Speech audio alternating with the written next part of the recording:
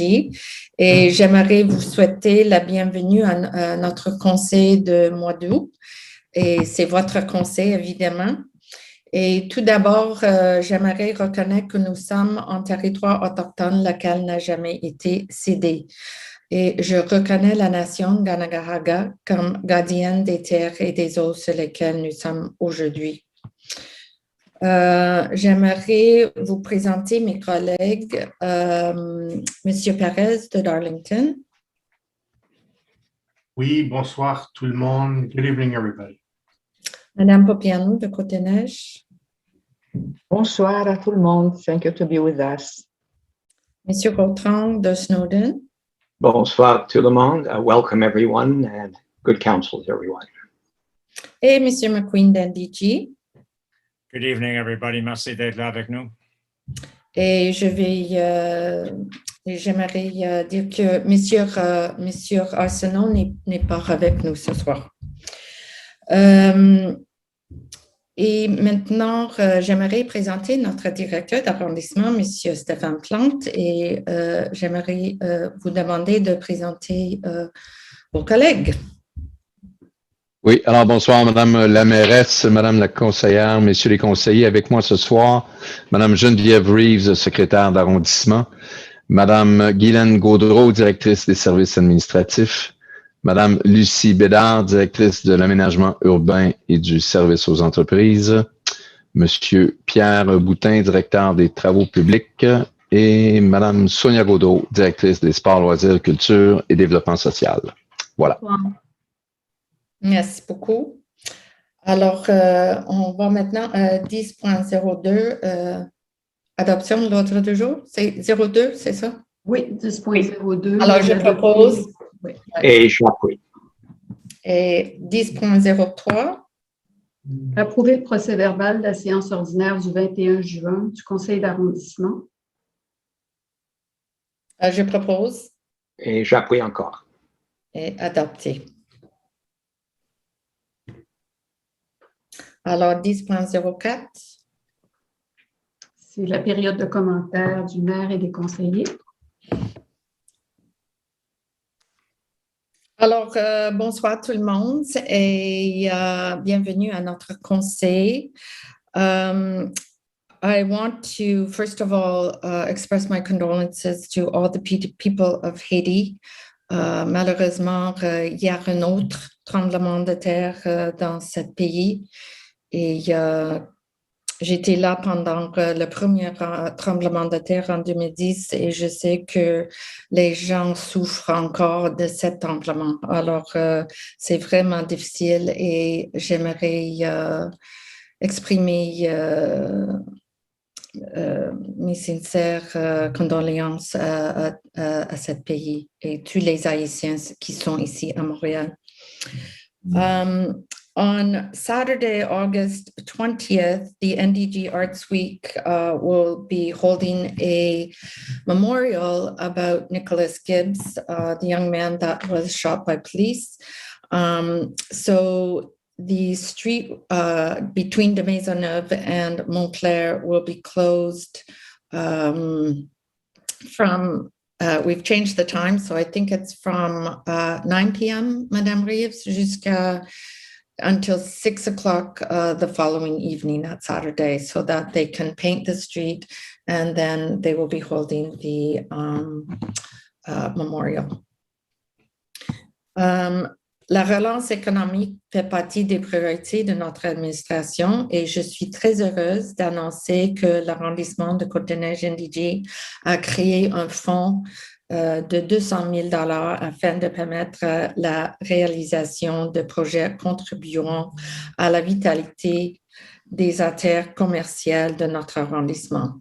Cette aide viendra aider des commerçants qui ne sont pas desservis par un SDC et qui ne peuvent compter sur une association de marchands. À cela s'ajoute une contribution financière totalisant à peu près 100 000 $ à l'organisme BizNDG dans le cadre de fonds de dynamisation des artères commerciales 2021. Nous voterons ce soir sur l'approbation du projet de convention à cette fin.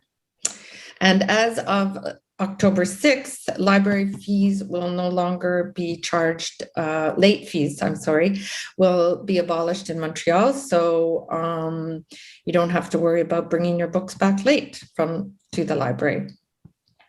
I'm also very proud to say that this evening we are voting on a financial contribution to be given to the Femmes du Monde of Côte-des-Neiges of $127,133 for the launch of their project Quartier Alliés contre les violences under the administrative agreement of the management of Fonds québécois d'initiative sociale Alliance pour la solidarité.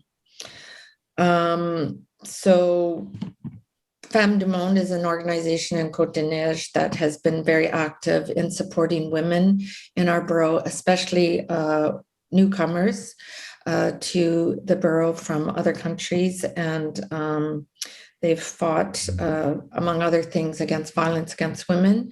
And of course, we all know that during COVID, that's been a huge problem, unfortunately. So we hope that this fund will help curb this increasing violence against women. And for this third straight year, the Borough of Côte-des-Neiges NDG occupied a space on the ground floor of 6767 Côte-des-Neiges as a crisis relief center for individuals experiencing housing problems related to moving day on July 4th. Borough employees were present to help individuals who didn't have a place to stay, or they needed a place to store their possessions temporarily, or needed logistical help. So I just want to say that even though moving day has passed, if you're having issues with housing, please reach out to the borough for support and help. And also, I'm happy to say that we've created two small patios in the borough, one at Monkland and Giroir, and the other at Sherbrooke and Madison. And we are looking forward to creating even more spaces of these types, because obviously during COVID, we realized that people needed a place to gather and speak. Et avec ça, je passe la parole à Monsieur Rautran. Merci. Merci beaucoup. Bonjour tout le monde. J'ai 6 choses à partager. First of all, the City Council agenda on August 23rd will have the Executive Committee's response to my motion of January 2020, a motion to honor the memory of Warren Allman, who passed away almost 5 years ago in December of 2016. The proposal of the administration is to do what the Place Names Commission has suggested and what the Allman family has accepted, and that is to change the name of Summerled Park in NDG District to Warren Allman Park. Well merited. Since the news has gotten out, there have been hundreds of groups and organizations who have weighed in on this. It's an excellent idea, and I invite all my colleagues of council to support this motion.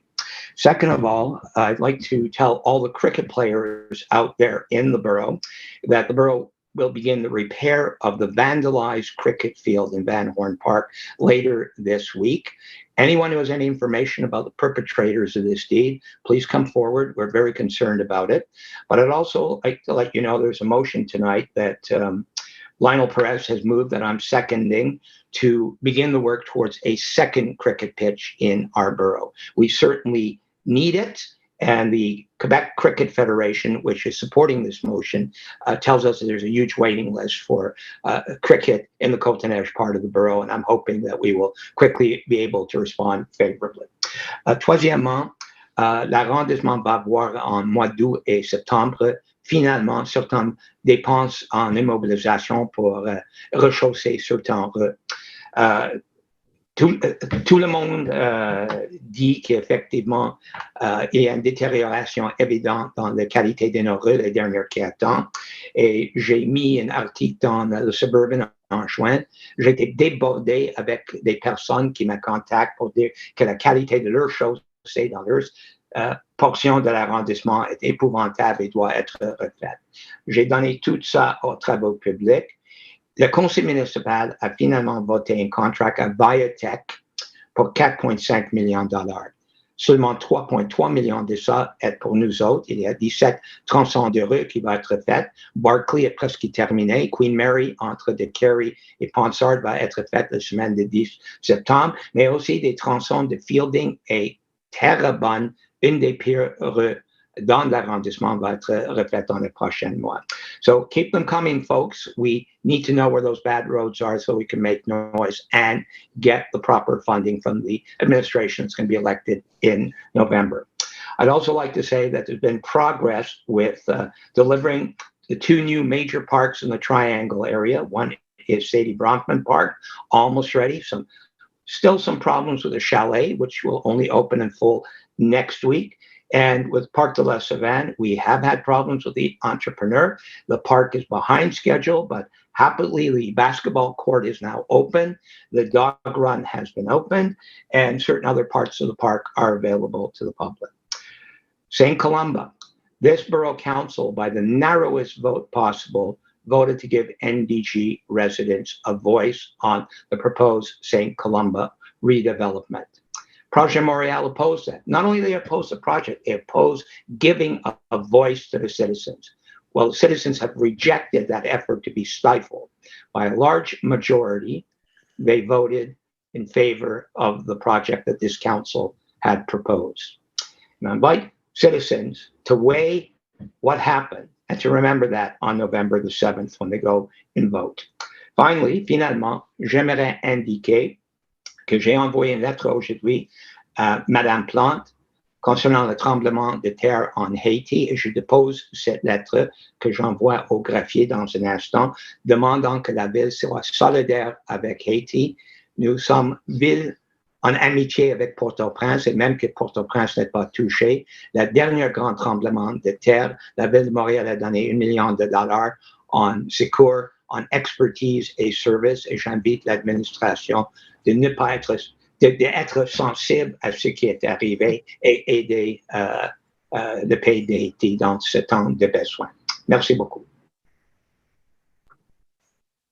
Merci, M. Rautran. Et maintenant, je passe la parole à Mme Copiano. Merci beaucoup, Madame la mairesse. Donc, je tenais aussi à commencer par dire que bien que ce peuple haïtien a déjà été meurtri par plusieurs catastrophes et crises politiques récentes, nous ne pouvons que nous attrister de voir ce malheur qui s'acharne sur ce peuple, car le tremblement de terre a tué, aux dernières nouvelles, près de 1300 personnes. Nous sommes de tout cœur avec nos concitoyens haïtiens et nous le transmettrons leur sympathie. Et je tiens à assurer M. Rautran que si on nomme un parc pendant notre administration, si on va aider le peuple haïtien, si on va aider beaucoup de communautés, ce n'est pas nécessairement grâce à ces interventions. C'est parce que nous sommes une administration qui croyons dans la justice et puis on souhaite ne laisser personne en arrière.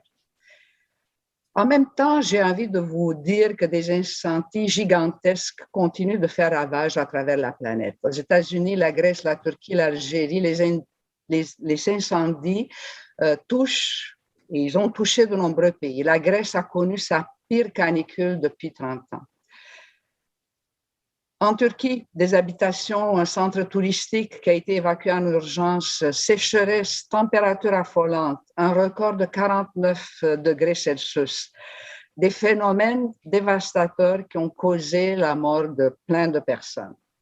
Et depuis mardi le 10, le contraire, des fortes précipitations touchent le pays, provoquent des inondations massives et des glissements de terrain. En Algérie, des pompiers, des militaires, des volontaires continuent d'éteindre les derniers feux de forêt qui ravagent le nord de l'Algérie.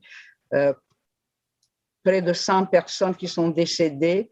Et c'est clair que ces feux de forêt sont activement causés par des chaleurs extrêmes. L'Algérie, c'est un pays d'Afrique qui ne compte que 4,1 millions d'hectares et un maigre taux de reboisement de 1,76. And actually, we must remember also that an unprecedented heat wave in Western Canada has claimed dozens of lives in and around the city of Vancouver.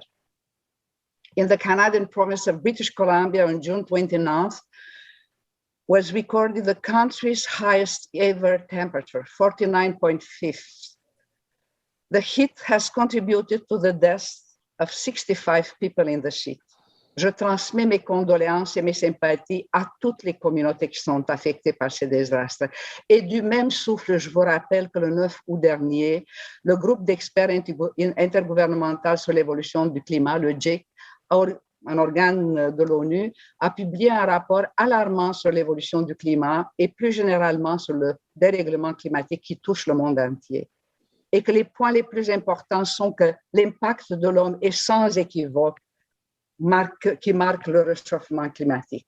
Qu'en 2030, le réchauffement climatique devrait atteindre le plus 1,5 degrés Celsius par rapport à 1850.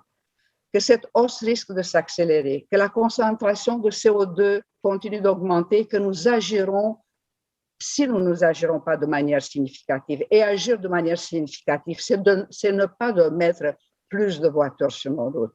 J'ai envie de vous dire aussi que nous sommes tous responsables de notre vie au quotidien et que ce quotidien est grandement influencé par les décisions prises par les politiciens. Donc, rappelez-vous lors des élections, la déforestation, la destruction des zones humides, l'exploitation et la consommation d'hydrocarbures, l'augmentation des véhicules qui produisent des gaz à effet de serre, la surconsommation, les politiques qui ne protègent pas les milieux de vie à l'échelle humaine. Tous ces gestes vont influencer et vont avoir une influence de plus en plus importante sur l'avenir de notre planète. Et je suis fière que je fais partie d'une administration qui, contrairement aux administrations précédentes, ait fait de l'environnement l'une de ses principales priorités, que nous nous sommes engagés avec un plan audacieux pour réduire nos émissions de 55% d'ici 2030 et de devenir carboneutre d'ici 2005, que nous avons récemment annoncé notre plan d'électrification de notre système de transport et avons réduit le prix des alternatives de transport à faible émission de gaz à effet de serre, comme le Bixi et le transport collectif. Je vais vous en parler de loin.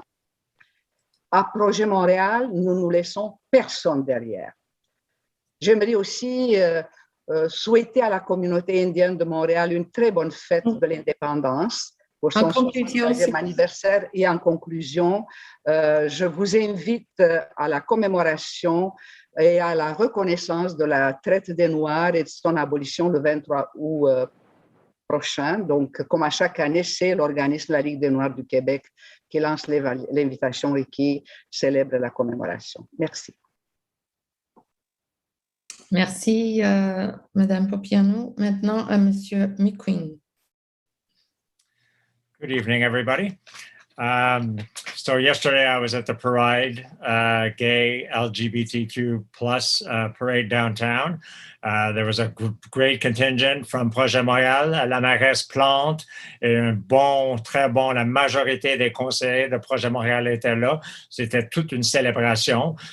C'était un peu différent de l'année passée avec la pandémie, mais l'esprit d'acceptation de tout genre, de toute sexualité était vivide et Projet Montréal était fier de célébrer ça avec le monde. Je vais dire que Valérie Plante était la seule mairesse ou ancienne maire qui était là. C'est important pour nous de souligner la part de cette communauté à la vie à Montréal. Here in NDG, of course, NDG Arts Week has started. It actually is more of an arts month. It started with a great show at the Wheel Club, I guess not 10 days ago on Saturday night, an Afro drag show. It truly was something special. Pas de son. Est-ce que vous m'entendez? J'ai gelé encore. Oui. Boulain, vous devez fermer votre micro. Excusez. Is everybody else hearing me? Yeah, no problem, Peter. Okay. Thank you. And the NDG Arts Month continues. The next event will be tomorrow morning, a reading in Georges Saint-Pierre Park, Oxford Park, by the Saga Bookstore, which is right beside. So we're looking forward to that. It's for the children. It's tomorrow morning at 10 a.m. And then all week in GSP Park, the Giant Puppet workshop put on by the Cheap Art Collective. So a major fun for the kids and leading to the parade at NDG Gyrward Park on Saturday afternoon, starting at 1 p.m. People will be gathering dressed as giant puppets. I hear perhaps Big Bird will be in attendance. There'll be a band leading the parade. They will go down Côte Saint-Antoine and Sherbrooke, and we hope to see as many people of NDG in attendance as possible. Alors, tous les familles, tous les enfants de Notre-Dame-de-Grâce sont invités à cet événement fanfare, une parade de marionnettes géantes qui part du parc NDG 13-14 heures samedi après-midi. As mentioned by the mayoress, we are voting major subvention, major subsidy to Biz NDG on the agenda tonight, $100,000 for our three major commercial streets in NDG, Sherbrooke, Monkland, and Summerled. So this is a major step towards hopefully the final goal of setting up an SDC, which would be perennial, which would last forever and would be working to improve all three of those commercial streets.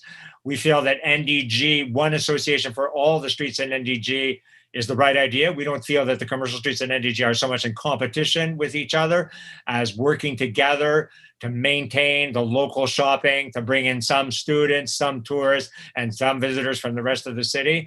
And we think that this is a good step in that direction. Finally, a double note about local politicians. I'm also very proud about the announcement the Toponymy Commission is making and will be officialized at the next City Council that Summerled Park will be renamed Warren Allman Park. I am also a fan of Mr. Summerled, the Scotsman, but we must still have a street named after Mr. Summerled. So I think Warren Allman's contributions to political life in NDG and Canada and Montreal and Canada. Of course, he was instrumental in getting rid of the death penalty in Canada in the 1970s. Definitely merits the naming of a permanent monument to his oeuvre. But finally, I'm also very sad about the announcement that just came over today on Christian Arsenault's Facebook page that he is having some difficulties and is possibly resigning. Don't want to say too much. You can go see on his Facebook page, but I will say that he is a young man who worked hard, was intelligent, bilingual, and I find it very sad that somebody like that who might have played a long future in political life in NDG, and that future political life is very important to us, to the whole community, that this is happening. I wish him the best personally, and I am worried that a bit of the attitude on some of the social media or something is getting a bit more difficult for people to continue in political life, and I think that hurts our community if people cannot go forward with a sort of reasonable, constructive political life. And in conclusion, please. And bravo, Peter. That was important. Yeah. I would just like to point out that it's not official. It is will be official at City Council. That's why I did not mention it or raise the situation with Mr. Arsenault. But we certainly, as a council, I think I speak for everyone when we say that the news obviously has come as a shock. And we wish him well. Mr. Perez. Merci, Madame la mairesse. Donc, plusieurs annonces concernant l'arrondissement. Premièrement, on a pu savoir qu'au courant des dernières semaines, il y a eu apparemment certaines tentatives d'un promoteur de faire des rénovations sur des appartements de la rue Bourrette. C'est quelque chose qui est contesté. Mon collègue, M. Rotran, a pu travailler avec des groupes communautaires, notamment Projet Jeunesse, pour remettre ça en relief. Je pense qu'il y a encore plus d'informations sur lesquelles on doit obtenir pour avoir justement un peu plus de clarté. Mais je pense que je peux dire au nom de tout le monde qu'on est sur la même page, comme quoi on a déjà pris certaines actions pour combattre les rénovictions. Et certes, il y aura d'autres qui vont devoir être prises dans le futur, notamment par l'Assemblée nationale, mais également, je pense, par la ville et ou l'arrondissement. C'est des choses sur lesquelles je me penche et sur lesquelles j'espère pouvoir faire des propositions très concrètes prochainement. I like to echo the comments of Marvin Rochon regarding the naming of Summerled Park in the new name of Warren Allman. I was proud to be the original seconder of that motion by Marvin. So it's very nice that this comes to fruition. As he mentioned, 5 years after the death of Mr. Allman, a great NDGer, a great Montrealer, a great Canadian, someone who definitely deserves this honor, and I think it reflects a nice sense of community. Also, as mentioned as well, I will be tabling a motion asking the borough services to look at the feasibility of creating a second cricket pitch in Côte-des-Neiges. We've seen that following the first pitch, how there's been incredible enthusiasm and it's constantly being used. We saw, unfortunately, the disturbing damage and vandalism that was caused to it. And we're still hoping that there's some kind of proper resolution regarding that. But it shows to the growing need of that sport and perhaps, hopefully, other sports that are outside of the common mainstream, so to speak. So we look forward to being able to debate that motion and asking the services to do the proper study and analysis for it. We've had the results from the St. Columba referendum last week, August 8th. I was very vocal from the very start that I believed it was important to let the population that is most affected by the project to have the final say. And now they have spoken. I would say democracy has won. I'm very happy that we went through this exercise. There was a lot of scare tactics by certain individuals saying that it was in the middle of the summer, that there was obviously the context of pandemic. Well, there was mail-in ballots, 37% in the middle of summer, took the time to respond. I think it demonstrates how NDGers in that vicinity and surrounding area demonstrated how it can be done when done properly. As Marvin mentioned, I think it's also a demonstration that certain members of the council are perhaps disconnected with the desires and wants and needs of the council, of the residents in the area, and we'll have an opportunity to speak about that during the campaign. I'd like to finish off by echoing the comments made by Peter and by Mrs. Montgomery regarding Christian. Very shocking news to read on his Facebook page. I try to reach out to him immediately. Christian, we agreed on much more than we disagreed. I consider you a friend. We've had wonderful discussions. If you need me, if you need us, we're here for you to talk, and we wish you the best in this most difficult of times. And we hope that you do what is in the best interest of yourself first and foremost. Sur ça, je termine, Madame la mairesse. Merci beaucoup. Alors, on passe maintenant à 10.05, les questions du public.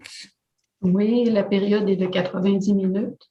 Tel que précisé dans l'invitation à la séance, les citoyens ont eu l'opportunité de poser des questions ou de donner des commentaires par écrit en remplissant les formulaires en ligne qui étaient prévus à cette fin jusqu'à midi aujourd'hui. Les formulaires qui nous ont été acheminés à l'extérieur de cette plage n'ont pas été pris en considération. 19 personnes nous ont soumis des questions et commentaires et aujourd'hui, on a changé un petit peu la façon de faire. Il y a une citoyenne qui va poser sa question oralement. Donc, c'est la question numéro 3.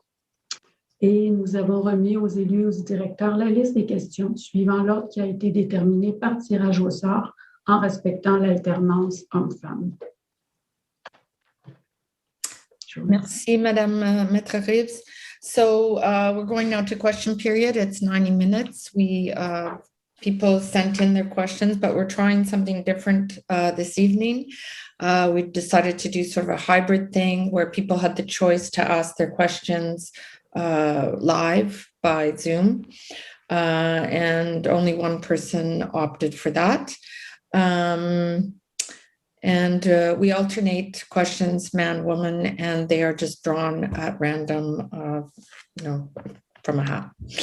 So with that, we will start with question number 1, Maître Reeves. Oui, c'est Léa Soteras au sujet d'un parc à chiens au parc de la Savane.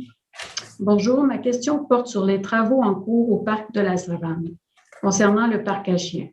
Beaucoup de propriétaires de chiens dans le quartier ont des questionnements concernant la taille du parc et également la sécurité de celui-ci.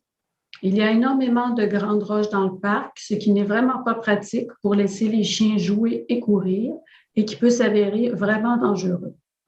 Également, la taille du parc n'est vraiment pas adaptée au nombre de chiens dans le quartier, ce qui risque également de poser une question de sécurité si les chiens n'ont pas la place de se mouvoir correctement dans le parc. J'ai l'impression que sur les premiers plans des travaux du parc, le parc à chiens devait être beaucoup plus grand. J'aimerais savoir ce qui a motivé le fait de le construire ainsi. Cordialement. Merci beaucoup, Madame Soteras.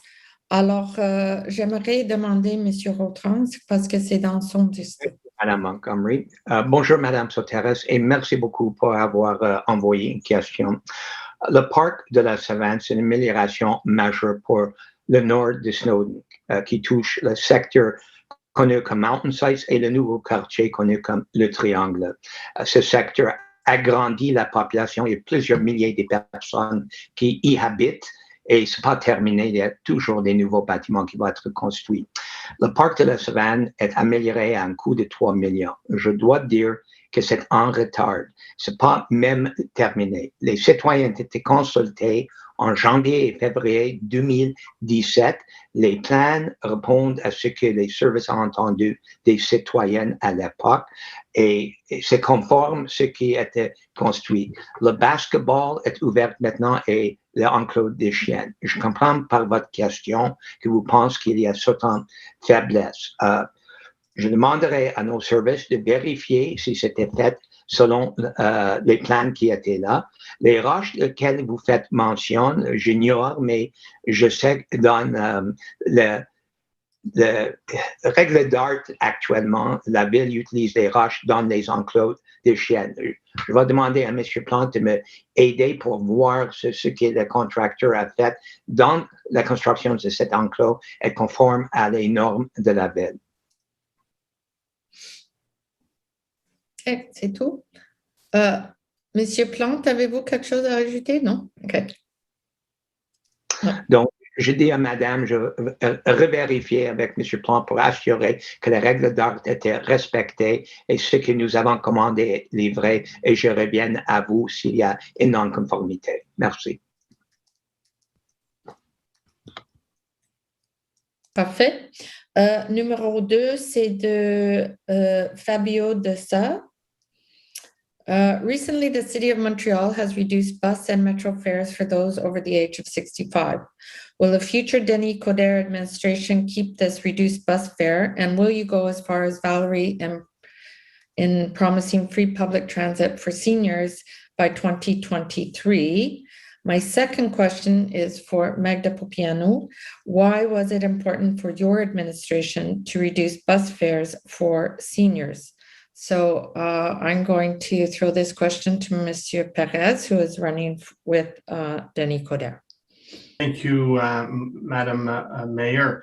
So, Mr. Dessa, thank you for your question.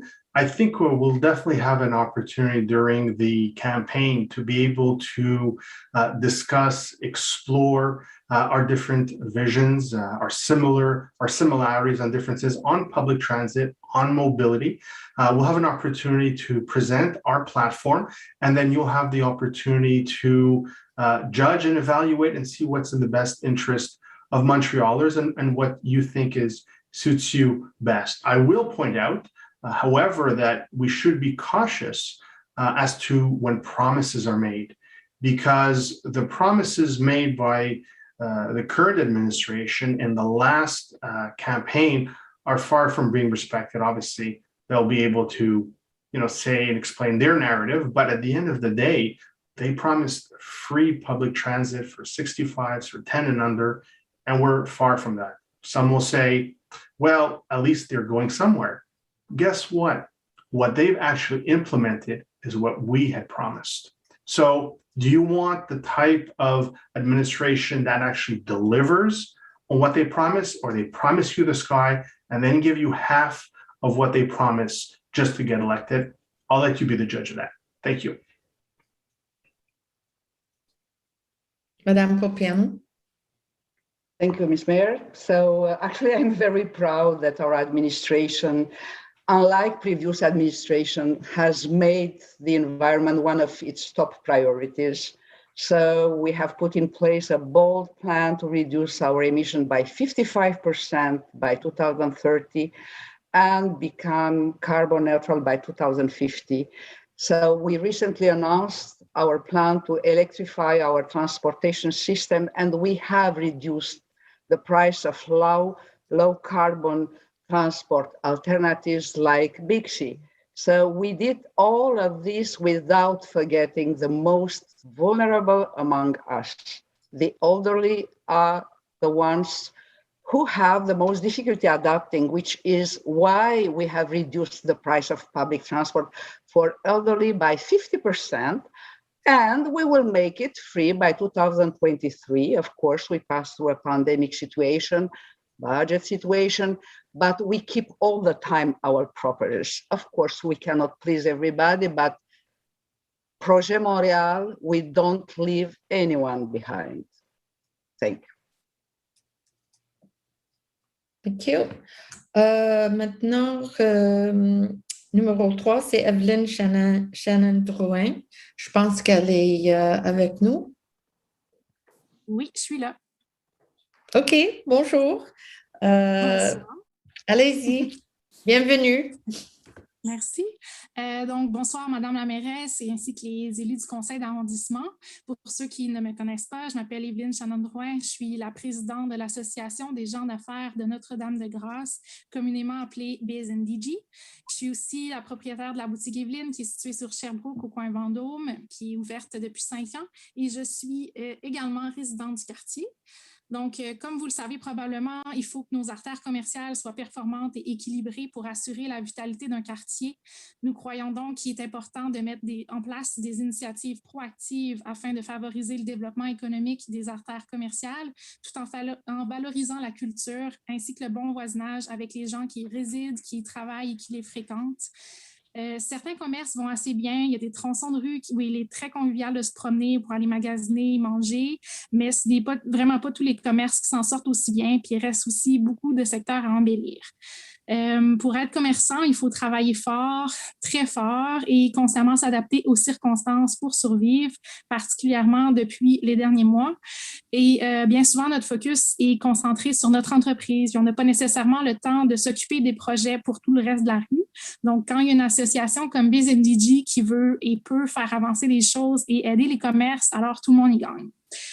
Comme vous l'avez mentionné en début de rencontre, l'apport financier il va y avoir un apport financier de l'arrondissement Côte-des-Neiges Notre-Dame-de-Grâce. Donc, c'est au nom du conseil d'administration de CDN-NDG que je voulais remercier le conseil ainsi que toutes les personnes de l'arrondissement de Côte-des-Neiges Notre-Dame-de-Grâce qui nous offrent leur soutien et leur collaboration dans la réalisation de nos objectifs. Donc, l'implication de l'arrondissement est essentielle pour les opérations de CDN-NDG et nous sommes très heureux de voir que vous êtes en faveur de nous offrir ce soutien. C'est donc au nom du conseil d'administration que je tenais à vous remercier personnellement et nous avons bien hâte de vous montrer les résultats des projets que nous avons préparés pour raviver nos artères commerciales. Merci. Merci à vous, Madame Shannon-Drouin. Et je peux dire que je connais votre commerce très bien, c'est très proche de moi et Je recommande que tout le monde le visite, comme tous les commerces dans notre arrondissement. Et c'est un plaisir pour nous de vous soutenir et tous les commerces parce que c'est très important dans notre arrondissement. Et j'aimerais vous féliciter pour le travail que vous avez fait pendant COVID. Je sais que c'était pas facile de tout. Pour les commerces, mais je trouve quand l'arrondissement et les commerces travaillent ensemble, tout le monde gagne. Monsieur McQueen? Merci. Oui, merci beaucoup pour vos commentaires, Madame Shannon Drouin. Je suis très content d'entendre des gens d'affaires qui prennent une approche constructive pour nos artères commerciales, pour Notre-Dame-de-Grâce. Et je suis certain que nous allons avoir l'opportunité de travailler ensemble dans les mois prochains et, espérons-le, dans les années prochaines pour continuer le progrès sur la rue Sherbrooke et la rue Montclair aussi. Je vais essayer de passer à votre boutique, venir vous voir pour discuter de ceci dans les prochains jours. Merci. Merci. Merci. Monsieur Perez? Oui, merci, Mme Perez. Très brièvement, merci d'avoir pris le temps de communiquer l'appréciation au nom des NDG, au nom de tous les commerçants que vous représentez. Évidemment, vous le savez, nous collectivement ici, on a une volonté de pouvoir aider le commerçant. C'est un programme, nous espérons qu'il va être de bon escient, qu'il va pouvoir contribuer à la vitalité de tous les artères dans NDG. Donc, je vous offre mon appui à cet égard pour la suite des choses. Je vous remercie. Merci. Le prochain, merci beaucoup, madame. Le prochain, c'est Devin Vincelli. It's a question for Lionel Perez. A recent UN report has shown that the climate crisis is even worse than we had thought. Considering that your party seems to question the need of bike infrastructure, will the Denis Coderre administration commit to maintaining the 55% reduction target of the current Plante administration by 2030, yes or no? If yes, how do you plan to get there without building the needed infrastructure for people to move around without a car? Thank you, Madam Mayor. Thank you very much, Mr. Vincelli, for asking the question. I kind of start seeing a trend where I'm being asked questions from citizens about whether I'm willing or we're willing as an administration to respect. I find it very encouraging because it means that these same people actually believe that we're going to win and take power, and therefore they want to make sure that it represents their views. So that's I'll take that as a vote of confidence by the citizens that are asking questions. We're all in agreement that there is a climate crisis. We've passed many emotions at City Hall. We've spoken out upon it. And we've proposed, when I say we, Ensemble Montréal, have proposed very concrete measures that the administration has decided to take on. For example, the end of use of oil in home heating. It was a motion from Ensemble Montréal creating a carbon budget. Unfortunately, they passed the motion, they adopted it, but they haven't done anything about it. So yes, we will have an opportunity during the campaign to express our vision. We have an incredible representative, Emilia Tamko, who is an expert on these matters, who will present a most ambitious program. And you know what? It's easy to set the targets. That's something 2030, 2040. The real challenge is trying to implement them in a pragmatic fashion, in a realistic fashion, to actually get those results. Results are easy when it's someone else that has to do it. So again, we look forward to having a constructive debate with concrete examples to achieve these goals. Thank you. Thank you. And I'd just like to add, Mr. Vincelli, excuse me. I just remind you that it was Mr. Perez that voted to remove the only bike path that we actually managed to install in our borough, and he voted against it. So, Madam Mayor, voted as did Mr. Madam Mayor, Thank you. I expect to watch that and I expect a response. You're off topic completely interjecting yourself. So I will ask to be able to respond. Of course, and abuse of chair. So, yeah, I would just say that Mr. Perez is grandstanding here, saying he's going to win, they're going to win, you know, they're going to do this, they're going to do that. So if you can do that, so can I. And I would just like to tell the truth about the fact that you voted to remove a bike path. So I wouldn't trust Mr. Coder with bike infrastructure. Well, Madam Mayor, I'll just insist on saying, if you want to say what I voted, that's your prerogative, but you're generating a debate, an argument, which is supposed to be avoided. And I'll say why I did it.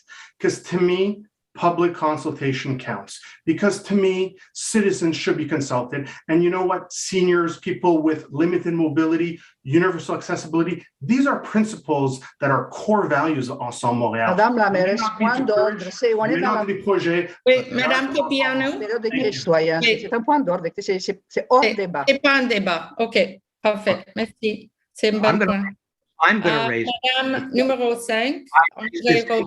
No, Mr. Rochon, we're not debating. Sorry. Sorry.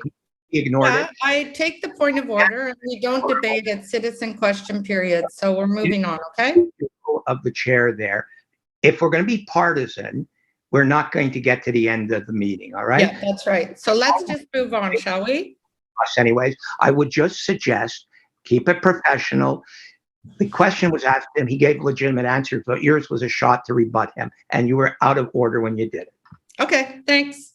Madame Robillard, André. Madame. Oui. Madame. Le parc du Triangle, usage sous-optimal et esthétique. Le parc du Triangle est sous-utilisé car, surtout en pente, est donc en bonne partie inaccessible aux gens plus âgés. Le gazon est jauni et sert plus de parc à chiens. Absence des fontaines prévues, éclairage et achalandage du concessionnaire automobile voisin nuit au repos recherché. Esthétique douteuse car bien du béton, un pavillon inutilisé et sombre, absence de fleurs. Est-ce que la Ville va un jour faire un parc digne de ce nom en expropriant le concessionnaire qui n'a plus sa place au milieu d'un secteur résidentiel et qui se voulait vert, et en faisant un vrai parc vert avec de l'ombre, des fleurs, des fontaines et des promenades pour tous. Merci de vous en occuper. Merci. Merci, Madame Robillard, pour votre question. Je ne sais pas si je partage votre analyse.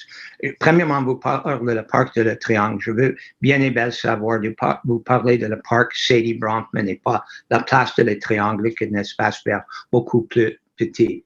Si c'est Sadie Bronfman, qui est au coin de Buchan et Victoria, entre Buchan et Paris, ce que nous avons entendu des citoyens depuis le temps que ce parc est livré, et ils sont ravis, vraiment contents que le parc a vraiment donné espoir que la grande vision de Triangle va se réaliser. Je sais, ma collègue Magda Popiano est complètement négative envers le Triangle, mais la grande majorité des citoyennes, la grande majorité des copropriétés dans le Triangle, et ce que nous entendons des gens dans l'alentour du Triangle est très, très positif. Concernant ce parc-là, il y a toujours du travail à faire pour livrer le chalet. On avait des problèmes avec la date de livraison, et c'est vrai. Actuellement, il y a toujours des choses qui à corriger, que les services réassurent va être livré la semaine prochaine. Concernant le reste de le parc, je peux demander à nos services d'aller regarder vos plans, mais il y a quelques jours, quand j'étais là, je n'ai pas remarqué ces problèmes que vous avez mentionnés. Et les citoyens avec lesquels j'ai eu l'opportunité de faire entreface a dit merci beaucoup pour la libération de ce parc. Concernant la dernière chose qui est le concessionnaire d'automobile, j'ai écrit à l'administration proche de Montréal pour chercher l'argent pour faire cette expropriation, et la réponse du président du comité exécutif, Benoît Doré, non, l'argent n'est pas là, on n'a pas l'intention d'exproprier cette concessionnaire. Je peux vous envoyer une copie de son réponse si vous voulez, mais avoir dit ça, on va travailler livrer le triangle dans le sens de plan et à la grande satisfaction de la majorité des citoyens. Merci pour avoir nous écrit ce soir. Madame la mairesse. Oui. Oui, merci. Je vais répondre aussi parce que M. Rotran m'a interpellé lors de sa réponse. Donc, je ne suis pas négative concernant le développement du triangle. Je suis surtout négative contre la manière dont ce projet a été mené. Et je rappelle à la résidente qui nous a questionné, à tout le monde, qu'un plan avec un très, très beau parc a été déposé avant même que le plan commence à être fait, ce qui a fait que les valeurs, donc les deux concessionnaires d'automobiles, ils ont fait des améliorations. Il n'y a aucune réserve foncière qui a été déposée dès le début sur ces parcs, ce qui a fait énormément augmenter le coût. C'est de la pure et dure spéculation immobilière. Je ne sais pas qui gagne du fait qu'un terrain qui était zoné industriel et avait une concession d'automobile devienne un parc en ayant acheté par la ville à un prix complètement déraisonnable. Donc, je rappelle aussi à M. Rotran qu'il faisait partie de ces décisions le moment où il était conseiller. Donc, c'est ça ce que je déplore et je continuerai à déplorer parce qu'avec l'argent avec lequel on a acheté un seul terrain, on aurait pu acheter beaucoup, beaucoup de terrains, incluant ceux pour le logement social. Et je rappelle que pour un développement de 3700 portes, il y en a seulement 43 logements sociaux qui ont été construits. Merci beaucoup, Madame la mairesse. Merci. Le prochain, c'est Samuel Chad. Hello, I'm contacting you in regards to the repetitive noise from the motorcycle car gatherings at the parking of Orange Julep. It happens every Wednesday and Sunday night where people meet to roar their engines until late hours. I spoke to Orange Julep management. They said they're not the organizers, so they have no power to stop people from meeting in their parking lot. I even asked them on their public page on Facebook where they organize their meetings, but all I received was insults. I went to the police and they said to try to speak to your city, which is why I'm emailing you now. Many neighbors are disturbed about this repetitive event as well. We are calling 911 2 times per week, but it seems there is no strict solution to stop the people from repeating their meetings. Now the Triangle neighborhood is compacted with condos and we can hear the noise from the other side of Decarie. I kindly ask you to provide a solution before it escalates further. Thank you very much for this concern, Mr. Chad. I think the borough, what we would like to do is review all our noise bylaws. I think with COVID, everybody spent a lot of time at home and it was driven home how noisy the borough can actually be when we're all working from home. I don't think we can call for a canceling of this hot rod evening. It's been there forever, I believe. But that being said, people shouldn't be revving their loud engines late into the night. So we will look into it and contact the Orange Julep and see if there's a way we can ensure that the evening ends at a decent hour. Mr. Rotron.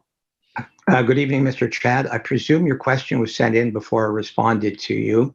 Had your initial email from Christian Arsenault, I gather there was some confusion there. He received it and forwarded it on to me. We did contact the police department about several aspects of your complaint, including that noise went well late into the night. It wasn't just a gathering for a short time. There were people there after 11 o'clock. Loud music, revving of engines, and other things. And I believe the police department did intervene. They did talk to Orange Julep, but they also talked to people on site. They also verified whether COVID regulations were being honored. I trust the problem is solved because I don't know when your question dates from. If it dates from after the time that you wrote initially, then clearly the problem is not resolved. I'll look into it again tomorrow morning, but I'm hoping that the police intervention actually had an effect. Thank you. Thank you very much. Maintenant, c'est numéro 7. Oui. Corrence. Oui. Pourquoi les poteaux n'ont pas été remis au beau jour sur Côte-des-Neiges et Jean-Briand pour agrandir les trottoirs? Pourquoi les lampadaires restent allumés tout le temps sur Fulton, entre les rues Victoria et Lemieux? Merci. Madame Propiano? Oh, vous êtes en mute. Pardon, excusez. Oui, merci beaucoup, Madame Corrence, pour votre question. Écoutez, j'ai un peu de misère. Je suis désolée que nous sommes en virtuel et que je ne peux pas vous poser plus de questions d'éclaircissement sur la question. Mais il me semble que sur le cas des neiges, les lampadaires ont été changés il n'y a pas si longtemps, donc ils sont remis au beau jour. En ce qui concerne Jean-Briand, oui, effectivement, on a agrandi les trottoirs, mais les lampadaires restent là. Écoutez, je vais essayer peut-être que les services, M. Plante pourrait, ou M. Boutin pourrait mieux vous répondre à cette question. Écoutez, si vous permettez, là, c'est peut-être un peu difficile concernant la première. On sait qu'il y a des travaux d'aménagement qui ont été faits sur Jean-Briand, évidemment, par rapport à la rue partagée. Alors, peut-être que Madame pourrait nous réécrire là, pour préciser la question. En ce qui a trait à la rue Fulton, nous allons vérifier, effectivement, il peut arriver, il faut comprendre que le réseau d'éclairage de rue est sous une autre responsabilité, mais il peut arriver parfois que pendant quelques jours, là, les lampadaires restent allumés. Alors, on va vérifier. Je profite de l'occasion, toutefois, quand les gens voient des lampadaires qui restent allumés, d'appeler au 311. C'est vraiment la façon la plus efficace et ça se fait très bien. Là. L'information est transférée à l'unité responsable. Dans ce cas-ci, avec M. Boutin, on va vérifier. Et si on peut avoir des précisions sur la première partie de la question, là, ça nous fera plaisir de répondre. Voilà. Merci beaucoup. Merci. Michael Eberly Sinatra. Can speed bumps be added to Lavoie Street between Van Horn and Kent, and then once per block until Barclay, as drivers want to avoid Victoria and drive fast on the street to go up to Jean Talon, and traffic has increased a lot, whereas perpendicular streets with speed bumps have seen a decrease in non-residential traffic. Thank you very much for that question, Mr. Eberly Sinatra. Of course, speeding and security, road security is a priority for me and for our council. But these things don't happen overnight. And there's a place you can go online on our website to start a petition to get something, a speed bump on your street. It certainly does slow people down. And that's what I would recommend that you do. And then they determine whether speed bumps are appropriate for this street. And Madam Mayor, is this in my district? Okay, go ahead. Thank you. Thank you for the question. Obviously, as Ms. Montgomery mentioned, speed is a concern for us all. I know that on Lavoie, we did add some speed bumps between Plamondon and Bouchette and Bouchette and Vizina next to Lavoie School, which helped tremendously. We also extended some sidewalks. I think your idea about extending a little bit further south is something to consider and explore. You can, as the Madam Mayor suggested, fill out a form. We could also ask the services to do an analysis and review its relevancy. So if you want to contact me off hours, it'll be my pleasure to be able to discuss it further with you. Thank you so much. Thank you. Next one is number 9. De Castelbajac. Oui, c'est ça. C'est au sujet du projet Saint-Colomba. Exact. Maintenant que le projet Saint-Colomba a passé l'étape du référendum, pourriez-vous expliquer en détail aux citoyens quelles sont les prochaines étapes à travers lesquelles il va encore devoir passer? À quel moment dans le processus le permis sera-t-il délivré? Merci.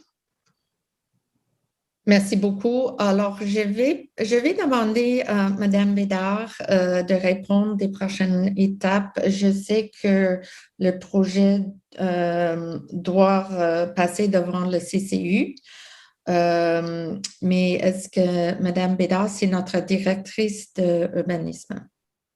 Mme Bédard? Oui, bonsoir.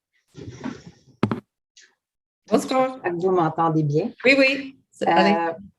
Bon, alors, oui, bien, la prochaine étape, ce sera au promoteur de déposer une demande de permis qui sera étudiée par le service et effectivement, la demande devra passer. Les plans seront présentés au comité consultatif d'urbanisme pour être approuvés par la suite par le conseil d'arrondissement, comme pour tous les projets qui sont approuvés par projet particulier.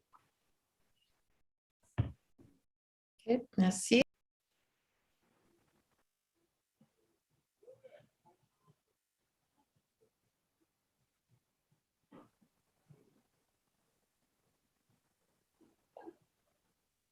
Madame Montgomery, votre micro est à mute. Excusez. Oh my God. C'est 18 mois et toujours on a des problèmes. OK. On recommence. Benjamin Katzoff. Can we get sticker permits for our street? For the past decade, or as long as I've been living here, residents have not been allowed to park on the street. We have to move our cars between each side at 9 a.m. and 6 p.m. every day, resulting in a plethora of tickets for myself, my family, and my neighbors. Residents should be able to attain sticker permits so they can park their vehicles in front of their homes without getting a hefty fine from the city. Thank you very much, Mr. Katzoff. So the way you get permit parking on your street is you have to collect a certain number of signatures from the other residents, and you can find the information online on our website. And then it goes again to our traffic technicians who determine how much of the street will be permit parking and or whether it's even necessary. Sometimes people have driveways and therefore it's not necessary, but I think you are on Ponsard. So you can certainly apply to have that sticker parking. But of course, it's not free. And if you want a sticker for more than one car, it's the price goes up according to the number of cars you have. Mr. Rochon. Thank you. I have spoken to Mr. Katzoff last Friday and the Friday before the question was sent in before our conversations. As I explained to Mr. Katzoff, it's rather unlikely that his block of single-family homes, where there are relatively few homes and everyone had driveways and most have garages as well, would be admitted to the sticker parking program, but that the city is open to looking at reviewing the bylaw that's governed the street for many, many decades. I told him that two things would be necessary. Basically, consultation of the neighbors and talking to the community organization in the area, which has been a partner of the city for over 50 years and which is consulted on any bylaw change in the Circle Road area. And I have reached out to the president, who tells me that she will talk to the neighbors on Ponsard and get back to us. And the second is a firm proposition that the neighbors will support.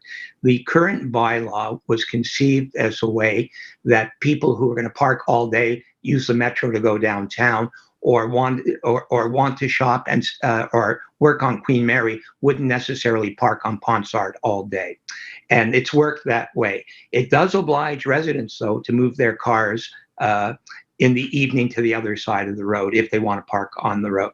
So if there's a consensus for a proposal, I've told Mr. Katzoff we will entertain it, and the ball's now in the court of the Circle Road Association and himself, and we will be speaking again just after Labor Day to move forward or not on this dossier. Thank you. Okay, Shirley White, leaf blowers. Would it be possible for the council to disallow the use of leaf blowers in NDG, or at least limit their use to September and October? Thank you very much, Ms. White. This is an issue that comes up often in our council and in discussions with residents. I certainly would support such a move, but unfortunately, it's not that simple. At the beginning of our mandate, we spoke to our legal department, who looked at other boroughs who had, or other municipalities actually, who wanted to do the same thing, ban leaf blowers, but they were only able to do it certain times of the year. And those times of the year were like in the summer when people don't actually use leaf blowers. So what I would like to do going forward, as I mentioned earlier, is to look at all the noise bylaws in our borough. And because I've also noticed an increase in the number of very loud, souped up cars. Leaf blowers also has been an issue for a lot of people. So that's something that we will certainly be looking at. But like I said, we were told by the legal department that it's not that simple to just outright ban them. So we may look at, the gas-powered ones, or anyway, we will definitely look at all the noise bylaws. Oh, okay, Monsieur Plante, oui. Well, if you don't mind, just to add that actually our communication department is working on a campaign to at least sensibilize the citizens to the impact of leaf blowers. So, and we're working on that. And now that we have the question tonight, so we are looking to do something in September, at least to make the citizens aware of the impact of using those very powerful instrument. So. Yeah. I mean, it's not just the noise, it's also obviously difficult for people with asthma and allergies, blowing all the dust and everything all over the place. So, Norman Sabin, no left turns on Cavendish. Good day, Côte-de-Neige-NDG. At the Borough Council meeting March 8th, 2021, I asked a question re Cavendish Boulevard, namely why there were no left turn lanes at the 5 intersections between Sherbrooke and Côte St. Luc Road. Mayor Montgomery seemed to agree with my point and promised her traffic technicians would get to work. 5 months later, nothing has changed. The center median painted in the fall of 2019 remains, and no left turn lanes have been added. Cars heading north or south on Cavendish, making left turns at Monkland, Terrebonne, Summerlet, Fielding, or Chester, block the cars behind them, slowing traffic flow, causing excessive GHG emissions, and baiting drivers to make risky moves. For a borough that prides itself on safety and environmental protection, the center median on Cavendish makes little sense, and having no left lane turns is unacceptable. Thanks for your reply. Thank you, Mr. Sabin. And I'm going to ask our services whether they know what's going on with the left-hand turn lanes, Monsieur Plante or Monsieur. Oui, en fait, yeah, maybe what I can, we are hoping to do the work in September. So basically, because we're waiting for other services that will do the marquage. So hopefully, the work will be done in September at the 5 intersections. Okay, so hopefully, well, as everyone starts going back to school and work, yeah. Hopefully we will all be going back to normal. Okay, thank you very much. Maud Ture, adding a stop sign or pedestrian crossing. Please consider adding a stop sign and or a pedestrian crossing at the corner of Monkland and King Edward. There's many accidents every week. This is becoming a real issue. I live at the corner of this intersection and it's very unsafe to walk by, especially with kids. Some neighbors already submitted the question to Sue Montgomery and a petition is about to start as well. Let's not wait until a deadly accident happens. So thank you very much for your question, Ms. Torre. And as I mentioned earlier, security is of utmost importance to me in terms of pedestrians and also drivers. But it seems that there are some corners where, there are specific issues. I don't know, we'll have to talk to our traffic technicians about this, because the stop signs, depends on how many stop signs are already on that stretch of Monkland, because there has to be a certain distance between the stop signs. So I would encourage you to go online and get the, there's a place there where you can request a stop sign, and then it would go to our services, and we can certainly look at that, at the possibility of putting a stop sign there.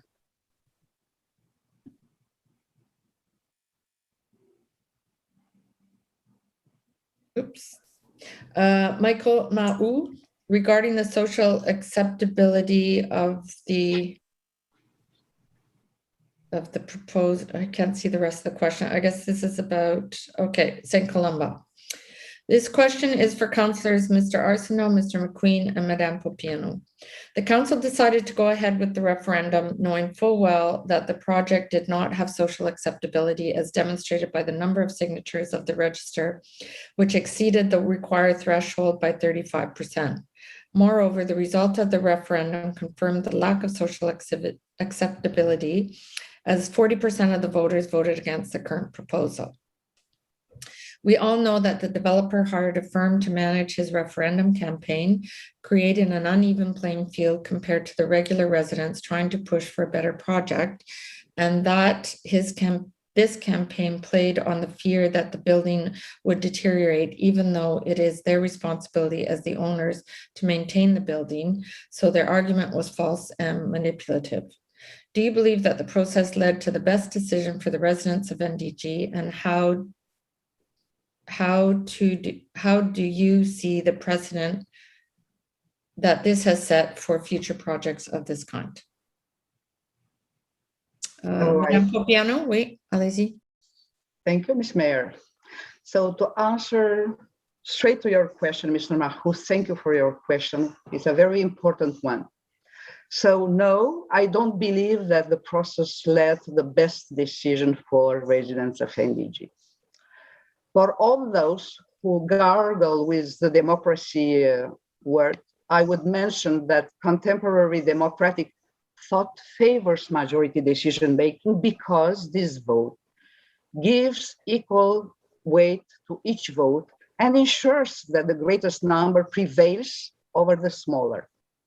The right granted to the majority to impose their choice on all does not depend on the correctness of the point of view, especially when one hires a communication company to influence the result. In our case, we should not justify the use of majority vote to invoke a good decision, because the division between good and bad depends on social acceptability and political opinions. You cannot fight the climate changes and approve the creation in the same time of more garages in an environment where they are not needed.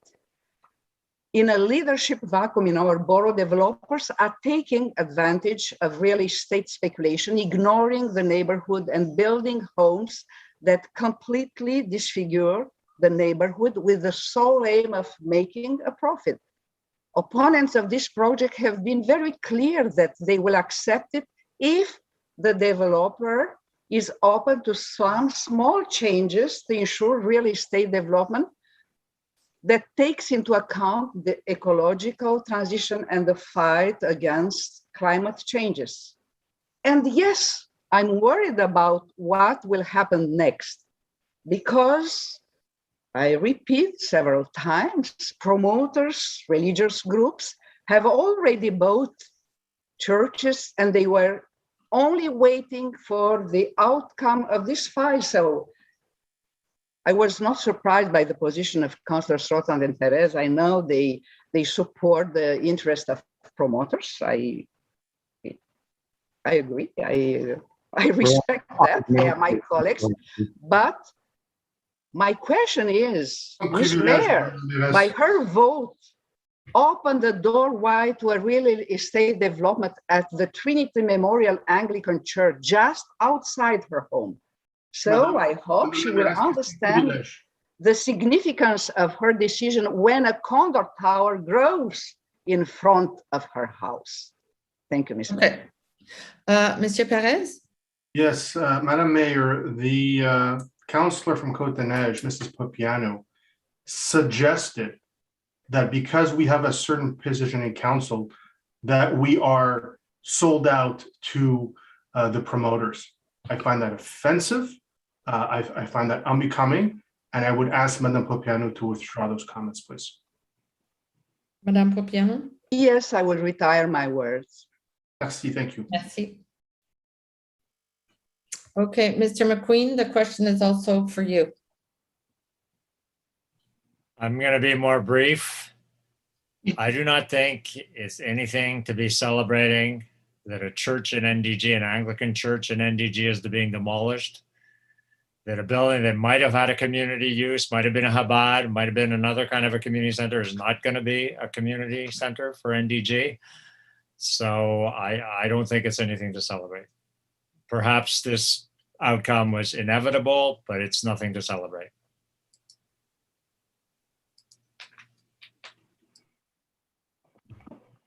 Monsieur Perez, je vois votre main.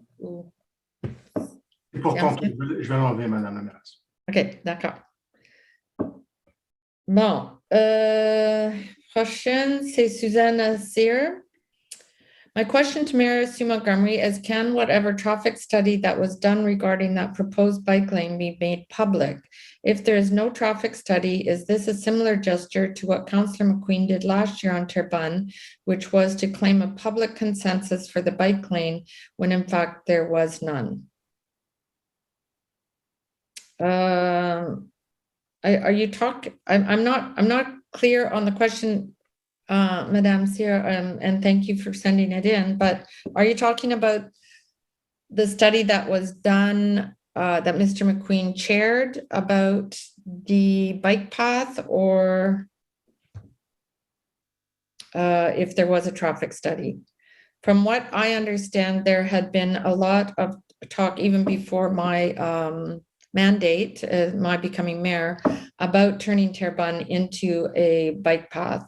So, and then the reason that it was implemented so quickly was because boroughs and cities everywhere were taking the opportunity because of COVID to install pedestrian corridors and bike corridors so that people would have more space to move around. And I still believe that the bike path would have been a good move. I think, like I said before, that I think I mean, it's clearly our planet is on fire right now. And I think if we can't get in one bike path on one street, the future is definitely very grim. And I think that in order to combat climate change, it has to happen at the local level, because we can clearly not count on nations to do something. Mr. McQueen? I would just add one about the past. I never claimed there was a consensus. I think Marvin Rochon claimed that I claimed there was a consensus. And two, also about the past, specifically where there was clearly no consensus in front of St. Monica's School. St. Monica's Church is both not in my district, is in Loyola district, and I was definitely urging caution, and non-continuous also came in a bit later there, and I was urging at that point clearly not to go there. So it's not the Peter McQueen consensus. That's about the past then. About the future, you may be referring to the report of the Terrebonne Mobility Committee that I chaired over the last winter, more or less, and I take that report optimistically.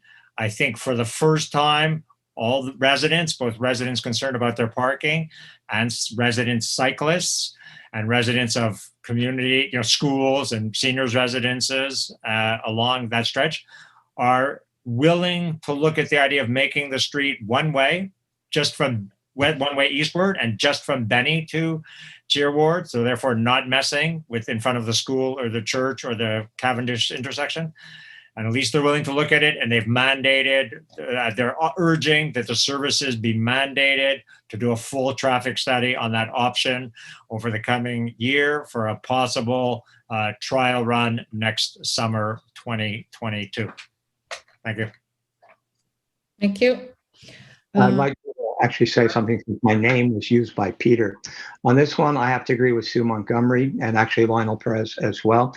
There's two aspects. First of all, when this was rolled out as part of a shared street project, the borough didn't do this consulting in the usual way, and the borough director and the services were on the record, both publicly and in caucus, saying that part of it didn't work, it would be removed quickly, which turned out not to be the case, because as soon as Terrebonne went in and it was clear that the whole neighborhood was up in arms, we had to fight to get it taken out and to satisfy the citizens. But at the time, Peter McCooey can deny it now, clearly led the council in public session to believe that it would be okay. As for the last portion that was added on in front of St. Monica's Church, Peter didn't say anything about that in August when that happened. And it was only after Father Lafontaine joined a press conference to indicate what the impact was on his church, on funerals, on marriages, on parishioners, that Lionel Perez and I said we would table a motion to council to reconsider, that Peter and Magda and Christian said they too would agree at that point to reconsider. So it wasn't like Peter fought against the bike path going in front of a church and a school and causing all sorts of inconvenience. Terrebonne was taken out by the Borough Council by a 5-1 vote. Only Sue Montgomery was wedded to keeping it in till the end of November.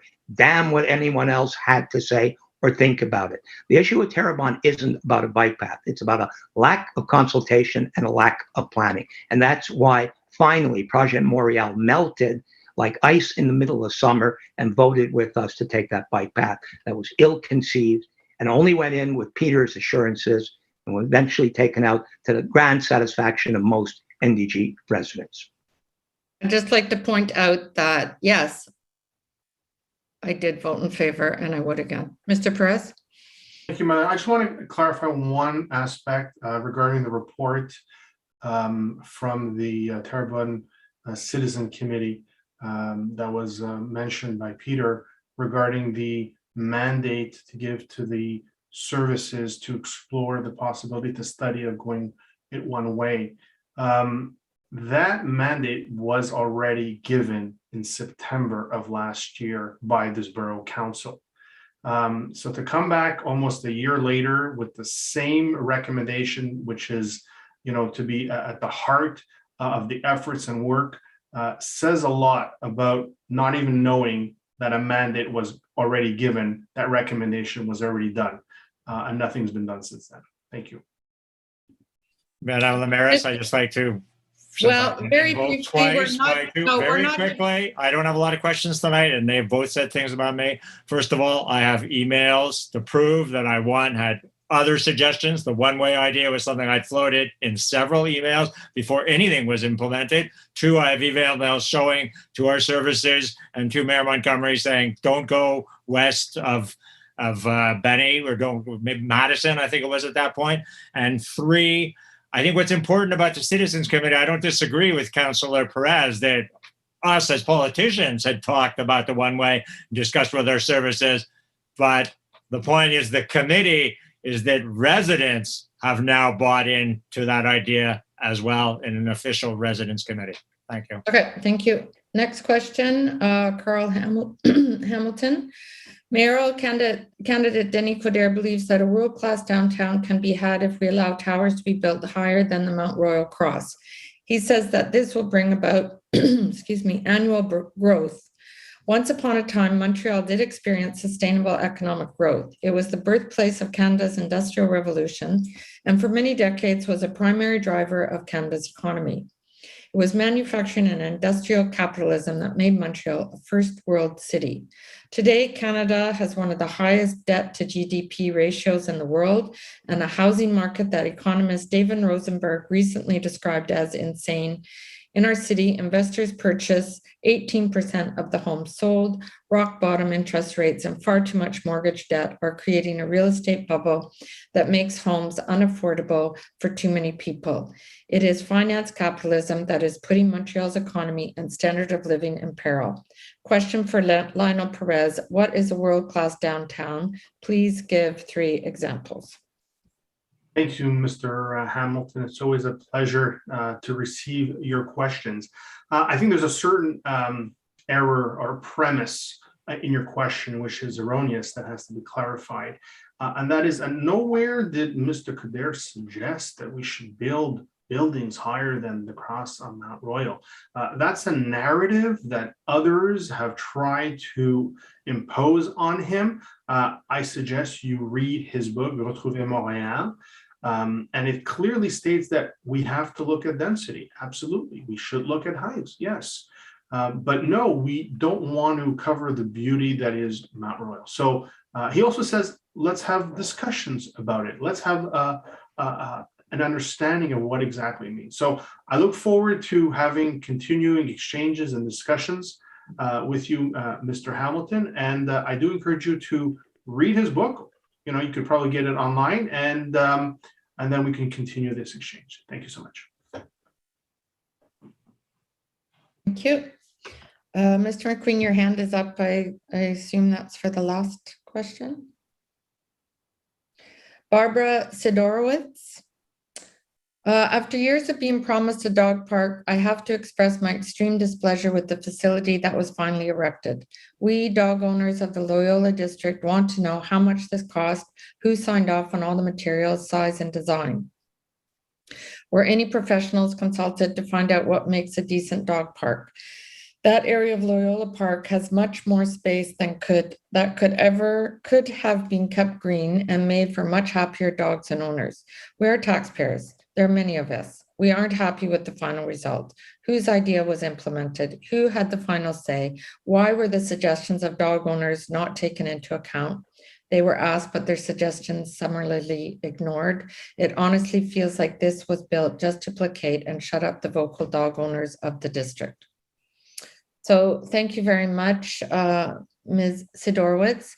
Unfortunately, your counselor is not here this evening to answer the question, but I will say that we had money in the budget for 2 dog parks, and Mr. Arsenault wanted one in Loyola, and the other one Mr. McQueen asked for in Georges St-Pierre Park, and we all agreed. That being said, none of us are experts in designing dog parks. We have services to do that. And that's what happened, was the services design and implement the dog park. They have the expertise in this, and they do what they can with the area they have. I don't know what can be improved. I guess I don't know if there's specifics that you can let me know where the problem is. I don't know if we can change the size right now. But if you could give me more specifics of what the problem is, perhaps there's some changes that could be made. Mr. McQueen, your hand's up. I guess. Sorry, it's an old hand. Okay. Okay, thank you. Emma Cheruli. Hello, I recently moved into Girouard and Sherbrooke. The apartment building on the corner of Sherbrooke and Girouard on our side constantly leaves garbage and recycling outside on the sidewalk. They do this because the building has not provided tenants with garbage bins and recycling bins. As you can imagine, as the week progresses, the amount of garbage grows to an unsanitary amount and is then food for vermin, raccoons, and squirrels. This means that when I walk to the park, I have to kick open disgusting garbage out of the way of my stroller. I called the city and they said garbage bins were not mandatory, which I have trouble with. The building across the street has bins and there is never a garbage problem. For something that is so easily fixed, why hasn't this been made mandatory? The garbage is an eyesore and loose bags of garbage is totally unsanitary. Can something please be done about this? I want to be proud of where I just bought my house. So thank you very much, Ms. Charuli. What we can do is send an inspector to this building. You say it's at the corner of Sherbrooke and Giroir. So I'm assuming that's the only building there that's the northeast corner, because they aren't allowed to leave their garbage and recycling out on the street unless it's garbage day. So we will take note of this and see if we can have an inspector there. The other thing you can do, though, is use the application on your phone to send photos to 311. And that way you'll have a file open and we can see, or the 311 services can see exactly what the issue is. It's a very easy app to use. And you don't have to stay on hold on your phone. You can just text the issue, get a file number, and if it continues, please follow up with either myself or your counselor, Mr. McQueen. Mr. McQueen? Yeah, I'll be brief. The advice from Madame la Mairesse is good. I judge from your address and your description that it's the building at the southeast corner of Giroir, and I walk and ride by there all the time. So I'm going to also keep an eye out, and if I see something, I try to alert our inspectors. So thank you for the tip. Okay, yeah, you're right. I was mistaken. I see now the address, so it's below Sherbrooke. Okay. Thank you. Diane Chambers. I have lived on Beaconsfield Ave between Monkland and NDG over 40 years. The past several years, increasing heavy truck traffic, speeding vehicles of all kinds at all hours, morning and afternoon rush hours, have made the block noisy, dirty, and unsafe. More young families arrive each year. A pictorial sign identical to the one at northwest corner of Hingston and Sherbrooke, indicating no trucks except local deliveries, enforcement of the 30-kilometer speed limit with police spot checks, installation of a concrete apron at the top of the block, which has a daycare on one corner, and increased pedestrian traffic might help mitigate the situation. The yes vote to proceed with St. Columba project has many residents anxious that the already unacceptable situation we are living with will be made worse when construction begins. There is a consensus among my close neighbors that it would be unfair for our street to absorb more construction vehicles of the type which already pass our doors. Enough is enough. So I understand. Thank you very much, Ms. Chambers, for your email. And I understand your concern. It's definitely a concern of mine, the increased traffic and noise and heavy trucks on our streets. We can certainly look at more traffic calming measures, such as curb extensions and a sign saying no trucks. As far as the St. Columba project goes, when there's a construction or a project set for any street, I believe it's what's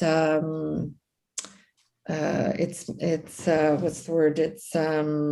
It's stipulated in their permit of what they're allowed to do, when they're allowed to start working, what kind of parking, the way they have to manage their trucks and so on, and even what route their trucks have to take to get to the site.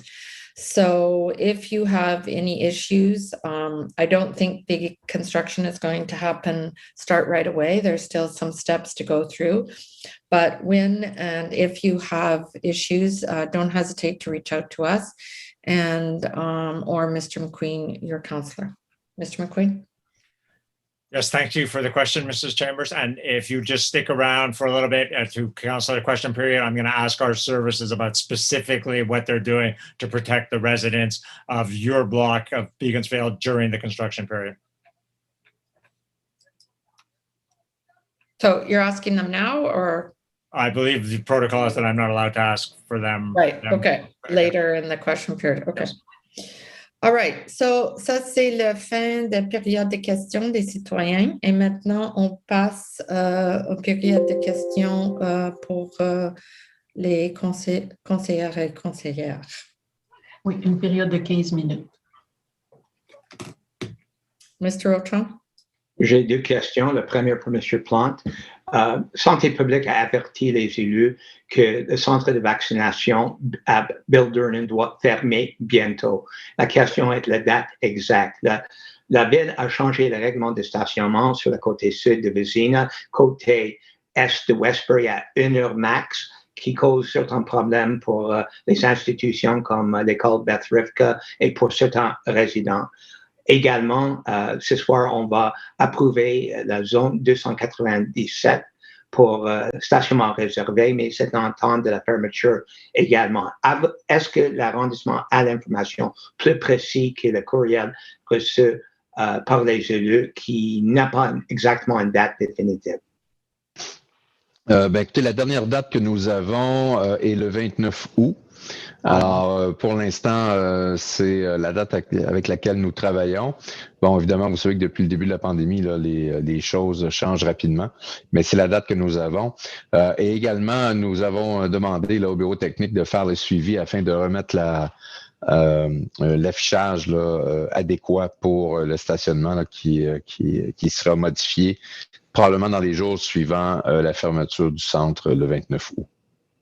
Merci, M. Plante. J'informerai les citoyennes qui veulent savoir un peu plus. Ma deuxième question à Maître Reeves, j'aimerais que vous confirmiez que les règles concernant le référendum sur Saint-Colomba, toutes les règles étaient respectées et effectivement, c'est suivi les règles d'art. Déjà, on commence d'entendre dans les voisinages celle qui était contre un référendum, qui a voulu bloquer les choses, donner l'impression que c'était pas juste, que effectivement, pas seulement que la majorité n'a pas le droit de parler, mais effectivement, c'était pas selon les règles d'art. Pouvez-vous assurer le Conseil ce soir qu'effectivement, toutes les règles sont suivies, tout est, comme on dit en anglais, above board, et le résultat est bien et belle, une grande majorité qui a voté en faveur de la prochaine? Oui, je peux vous confirmer que toutes les règles ont été respectées à la lettre, en collaboration avec le directeur général des élections du Québec, avec qui on a travaillé étroitement. Merci, Maître Reeves, pour tous vos efforts, tout votre travail. Je sais que c'est serré et c'était difficile pendant l'été, mais c'est impressionnant combien de gens ont assisté et le format de retourner les choses par la poste a bien fonctionné. Merci beaucoup. Je vous en prie. Alors, merci, Monsieur McQueen.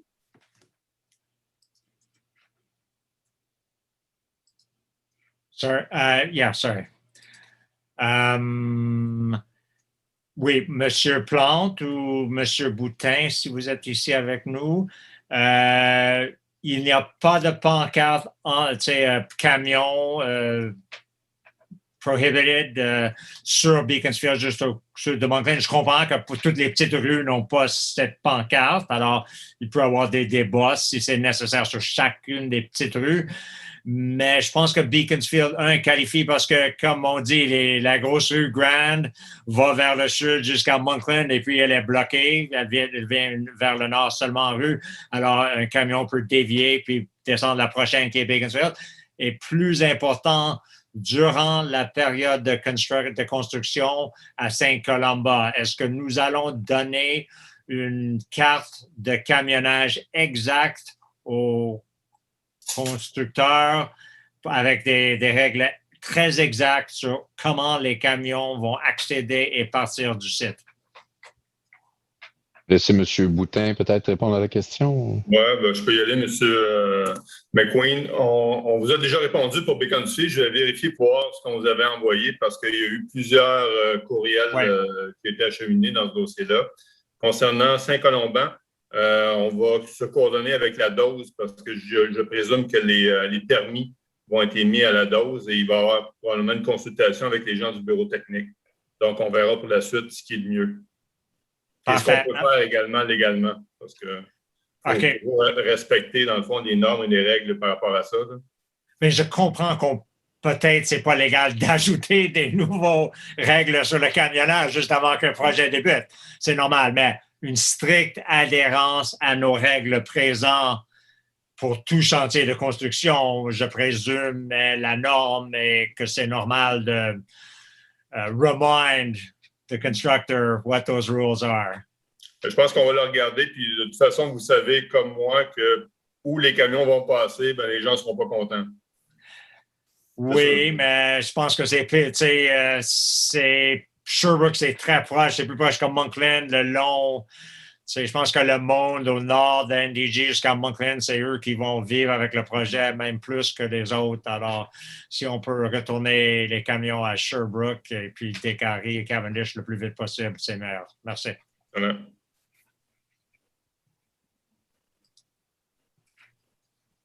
Merci. Madame Popiano?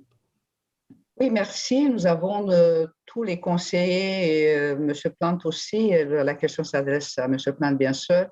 On avait reçu une lettre de M. Martin Lessard.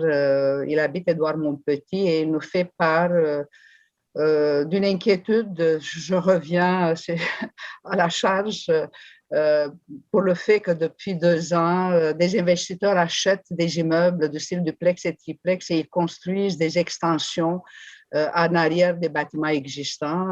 Ils obtiennent les permis tout en respectant les 50% de taux d'occupation. Donc, le citoyen et puis le groupe de citoyens en réalité qui signent une pétition et je souhaite que vous répondiez à leur pétition. Donc, ces extensions viennent dénaturer les espaces verts de cour arrière, réduisent le niveau d'intimité. Ils nous disent que les immeubles sont complètement transformés. Et je vous rappelle aussi un cas typique de rénoviction qui est passé d'ailleurs par un processus démocratique d'ouverture référendaire, le fameux dossier 4801-4801 Lacombe, où un bâtiment de 11 logements aurait dû être transformé en 23 petits logements. Monsieur Plante, je souhaite avoir votre réponse. Qu'est-ce qu'on fait? Comment on répond à la pétition et la lettre qui a été adressée par monsieur Martin Lessard? Oui, en fait, deux éléments. Tout d'abord, on souhaite vous proposer pour l'Assemblée du mois de septembre le dépôt d'un avis de motion qui viendrait, je vous dirais, geler toute activité dans le secteur d'Édouard-Montpetit. Le temps qu'on réfléchisse justement à une stratégie pour Édouard-Montpetit en particulier, mais évidemment pour plusieurs secteurs similaires dans l'ensemble de l'arrondissement. Donc, évidemment, on est dans une période particulière. Il y aura probablement certains changements, on verra. Mais au moins au mois de septembre, le dépôt de cet avis de motion-là nous protégera contre le genre de projet qu'on a vu. Dans un premier temps. Deuxièmement, également, on va rencontrer ou en tout cas, on va entrer en contact avec les signataires de la pétition, les représentants des pétitionnaires pour également les informer de ce qu'on souhaite faire.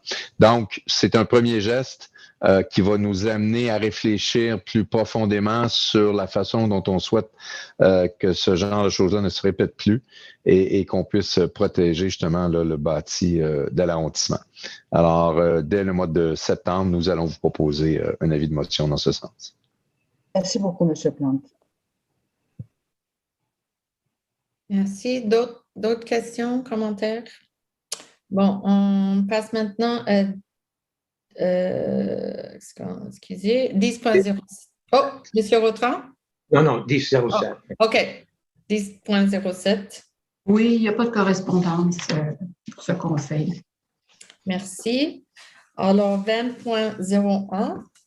Accorder une contribution financière de 122 156 $ à Femmes du Monde à Côte-des-Neiges pour le projet Quartier allié contre les violences faites aux femmes dans le cadre de l'entente administrative sur la gestion du Fonds québécois d'initiatives sociales. Je propose. Oh, vous êtes en mute. J'appuie avec grand plaisir et je souhaite aussi souligner que les violences conjugales et familiales sont des enjeux de société depuis longtemps et que le nombre de féminicides survenus au Québec depuis le 2021 a incité l'arrondissement à solliciter l'expertise de cet organisme communautaire Femmes de Monde à Côte-des-Neiges afin d'évaluer comment on peut soutenir et comment on peut mettre en place des actions pour avoir un impact significatif sur cette problématique. Seulement se rappeler qu'au Québec, 14 femmes ont été tuées en 2021 et 35 enfants ont été privés de leur mère. C'est absolument... J'ai pas de mots pour décrire. Donc, on fait tout à fait confiance à ce groupe, puis on souhaite qu'il va nous aider. D'ailleurs, ils ont traité en 2019-2020 174 demandes d'aide et la pandémie aussi a aggravé la situation des femmes, surtout dans les petits logements. Ça touche beaucoup les personnes qui proviennent de l'immigration. Donc, je suis très heureuse d'approuver et puis de soutenir ce point, ce dossier. Merci beaucoup, Madame la mairesse. Merci. Monsieur Perez. Merci, Madame la mairesse. Alors, évidemment, je fais écho des commentaires de Madame Popianou sur un enjeu.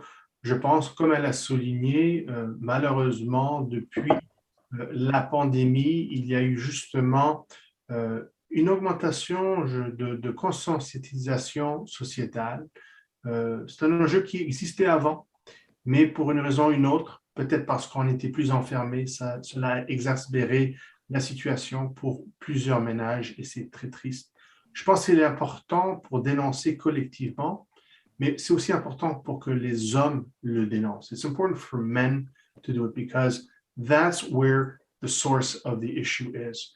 It's a collective mindset and culture that has to be revised. It has to be zero tolerance. It's unacceptable under any circumstances. And we've had, unfortunately, seemingly a very serious case in NDG in the last number of days. So I think this is one initiative.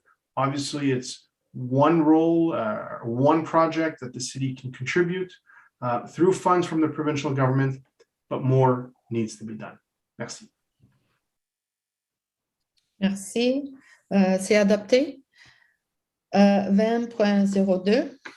Accorder une contribution financière de 101 143 $ à l'organisme Les gens d'affaires de Notre-Dame-de-Grâce, CDN-NDG, dans le cadre du Fonds de dynamisation des artères commerciales 2021.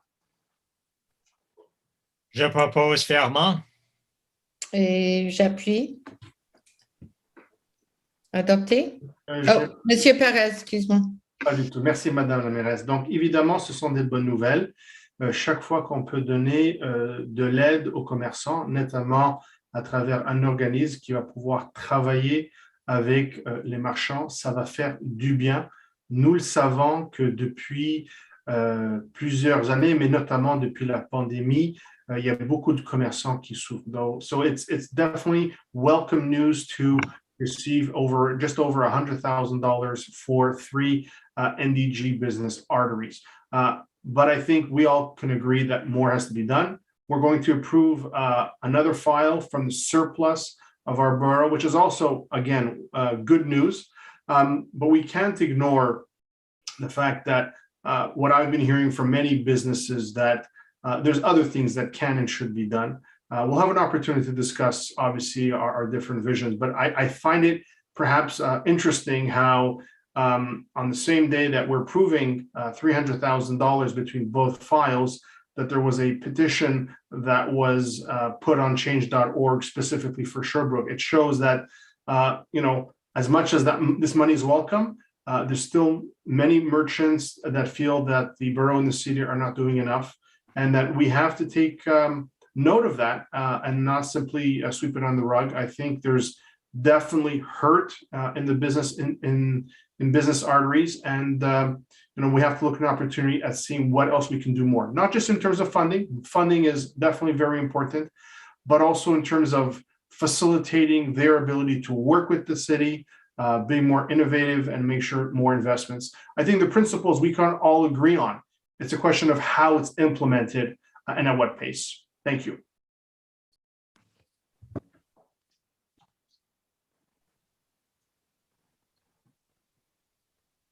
Madam Mayor, you're on mute.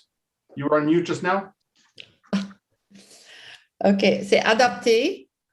Et on passe maintenant à 20.03. Autoriser le versement de contributions financières non récurrentes à divers organismes, totalisant la somme de 5 450 $. Je propose. Et j'appuie et c'est adopté. 30.01. Oui, 30.01. Créer un fonds de 200 000 $ afin de permettre, pour la période du 18 août au 31 décembre, la réalisation de projets contribuant à la vitalité des artères commerciales de notre arrondissement qui ne sont pas desservis par une SDC et qui ne peuvent compter sur une association de marchands. Alors, je propose, fièrement. Oui, et j'aimerais juste dire, ça c'est, excuse-moi, 20.03, c'est ça? 30.01. Okay. OK. J'ai un problème. Est-ce qu'on ne peut pas retourner à 20.03, c'est ça? 03, on est... Oui, je sais. C'est le dossier des contributions financières? Oui, exactement. Alors, le problème que j'ai jamais reçu les demandes. Alors, mon nom n'est pas là sur des contributions. Alors, est-ce qu'il y a... Il y a New Hope Center où votre nom est indiqué, Madame la mairesse. Je ne sais pas si... On peut toujours rajouter au prochain mois, hein, même si c'est le même organisme. Vous pouvez toujours... Okay, parce que je n'ai pas donné d'argent à aucun groupe et je n'ai pas reçu les demandes non plus. Il y a juste pour New Hope. C'est le seul que j'ai reçu, la demande, mais en tout cas... On peut considérer un amendement d'enlever le nom de Mme Montgomery sur ce dossier des centres New Hope où elle dit qu'elle n'était pas contactée. Non, je n'ai pas dit ça, M. Horton. Je dis que je n'ai pas reçu les demandes pour les autres groupes et j'ai donné d'argent à New Hope, mais les autres, je n'ai pas vu. Okay, so what are you saying? Well, I would like to I would like to know if there's a way I can still contribute or do an amendment. As long as you have money left in your account, you can contribute by an amendment. We always have done that. I know, but I'm just next month. Just do it next month. OK, à la prochaine réunion. Bon, excuse-moi. Alors, 30.01. I have a question. Okay. Alors, 30.01, si je peux me permettre, j'ai un proposeur qui est M. Perez. Oui. Et j'aurais besoin d'un appuyeur. C'est M. Montgomery. Monsieur Rotran? C'est moi qui ai. Oui. Et M. McQueen a une question. Oui, j'ai une question à nos services. Pourquoi la contribution à CDN-NDG, c'est dans les 20 et ceci, c'est créer un fonds et c'est dans le 30? Est-ce que peut-être pour moi et pour nos résidents, pour nos commerçants, aimerait savoir peut-être est-ce qu'il y a les différences? Est-ce qu'il y a une différence sur... Si je peux me permettre, oui, s'il vous plaît. Les catégories 20, ce sont les contrats habituellement qui se retrouvent dans la catégorie 20. Dans les catégories 30, ce sont plus des administrations de finances. Dans ce cas-ci, c'est un fonds qui a été créé, donc il ne s'agit pas de donner un contrat ou une contribution financière. Donc, c'est pour ça que ça se retrouve dans cette catégorie-là. Parfait, parce que CDN-NDG, c'est clairement un partenaire et c'est déjà une association reconnue, alors c'est un contrat, je comprends. Mais dans ce cas-ci, à 30.01, ça donne plus de flexibility pour la durée ou l'étendue de la période durant laquelle nous allons dépenser cet argent? Le fait que ce soit dans la catégorie 30.01? Oui. Pas vraiment, ça c'est vraiment administratif. C'est que la personne qui a créé le sommaire décisionnel a décidé de le mettre dans cette catégorie-là plutôt que dans la catégorie contrat. Puisqu'il s'agit effectivement, il ne s'agit pas d'une contribution financière, mais d'un fonds qui est créé. Parfait. Ça ne change rien au reste. OK, merci. OK, c'est adopté. Oh non, un autre main, M. Vautrin. Oui, merci. Je suis très fier d'appuyer cette motion. Ce n'est pas complexe. Dans la première motion à BizNDG, on donne l'argent à un organisme qui n'est pas un SDC, mais avec lequel on veut travailler pour promouvoir certains commerciaux qui sont dans le secteur de Notre-Dame-de-Grâce de notre arrondissement. Et c'est un contrat. Il y a certaines attentes et il va suivre ces contrats en livrant les biens pour cet argent. Il y a seulement une SDC dans le territoire, cette expérience Côte-des-Neiges, qui regroupe des marchands sur Côte-des-Neiges et ils ont une subvention annuelle. Donc, ils ne sont pas éligibles pour l'argent dans le fonds en 3001. 3001 est conçu pour aider les marchands ailleurs dans l'arrondissement qui veulent proposer des projets à l'arrondissement qui va aider leur commercial. Qui pourrait être éligible? J'imagine possiblement Summerled, que je ne pense pas être une partie de BizNDG, Queen Mary, Van Horn, Victoria, j'ignore s'il y a des autres commerciales. Donc, je trouve ça excellent. C'est une incitative aux marchands de trouver des projets qui vont aider la relance post-COVID.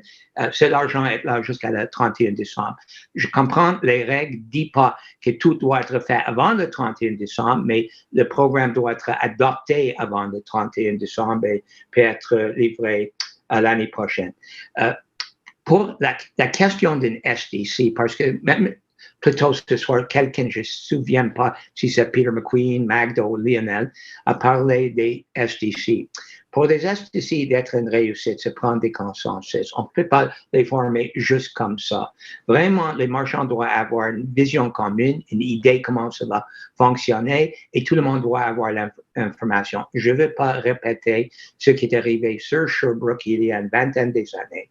On a approuvé une SDC, c'est duré 6 mois.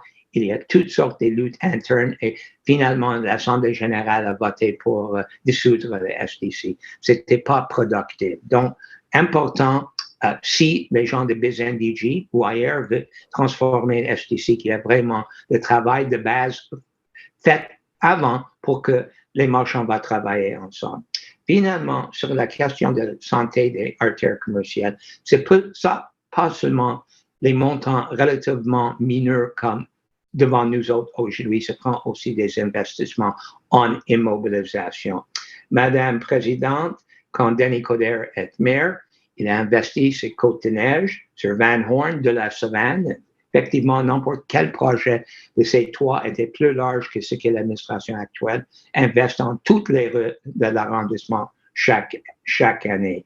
Donc, ça me semble qu'un enjeu électoral que les gens doivent prendre en considération est qui va être plus apte pour revitaliser leur artère commerciale. On n'a pas eu un projet majeur sur n'importe quel commercial dans l'arrondissement Côte-des-Neiges, Notre-Dame-de-Grâce depuis l'action de Valérie Plante et Projet Montréal. Merci. Monsieur Perez. Merci. J'étais avant M. Perez, Mme Montgomery. Je crois. Non, Madame. Je crois pas. Pardon, alors. Merci, Madame la mairesse. Je pense que c'est de bonnes nouvelles. C'est de bonnes nouvelles que le Conseil, l'arrondissement, décide de prendre 200 000 $ de son surplus financier de l'année passée pour justement aider à contribuer pour les artères commerciales non desservies par une SDC ou bien par une autre association marchande. Mais on parle quand même de 200 000 $ pour des centaines de commerçants. C'est une petite somme, c'est une somme qui va être appréciée. On compte sur nos services de pouvoir faciliter la tâche à nos petits commerçants qui en souffrent évidemment. On sait que notre conseiller en développement économique fait un travail extraordinaire, mais je pense que c'est quelque chose de ponctuel. Hein? C'est vraiment un petit montant à l'échelle de ce qu'on devrait avoir comme aide. La preuve, c'est que le fonds que nous offrons d'arrondissement est presque 2 fois plus grand que la somme qui était planifiée par le programme de la ville-centre pour CDN-NDG.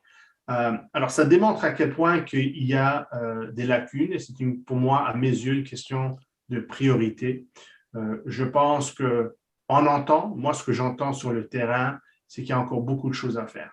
Mais au-delà des grands projets, au-delà des sommes de subventions qui sont importantes, c'est aussi des fois les petites choses, les choses essentielles auxquelles les commerçants s'attendent. Une meilleure communication concernant les chantiers, une plus grande facilité lorsqu'on fait des demandes de permis, avoir un échéancier plus clair. Ce sont des choses sur lesquelles nous devons travailler comme arrondissement et comme ville, je pense, sur ça. C'est une question de pouvoir innover, avoir plus d'innovation sur cet enjeu-là.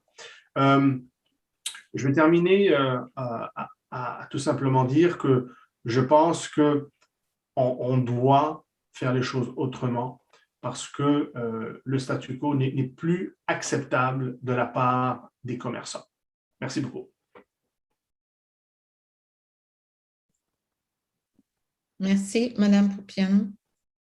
Merci beaucoup, Madame la mairesse. Donc, écoutez, je suis très contente pour la contribution qu'on a tout en accord octroyé du surplus budgétaire. Donc, c'est un geste très fort. Puis, écoutez, différemment de M. Rotran, moi, je suis une optimiste qui s'implique. Donc, je crois beaucoup dans le succès de la SDC de Côte-des-Neiges et le succès, la réussite d'une SDC passe aussi par la volonté d'un conseil municipal de les soutenir et d'y croire dans cet organisme. Donc, moi, j'y crois. Donc, j'annonce à M. Rotran et à M. Pérez que la SDC va très, très bien. Bien sûr que la décision qu'on a prise d'embaucher aussi le conseiller en développement économique, Pierre Boudreau, a beaucoup aidé.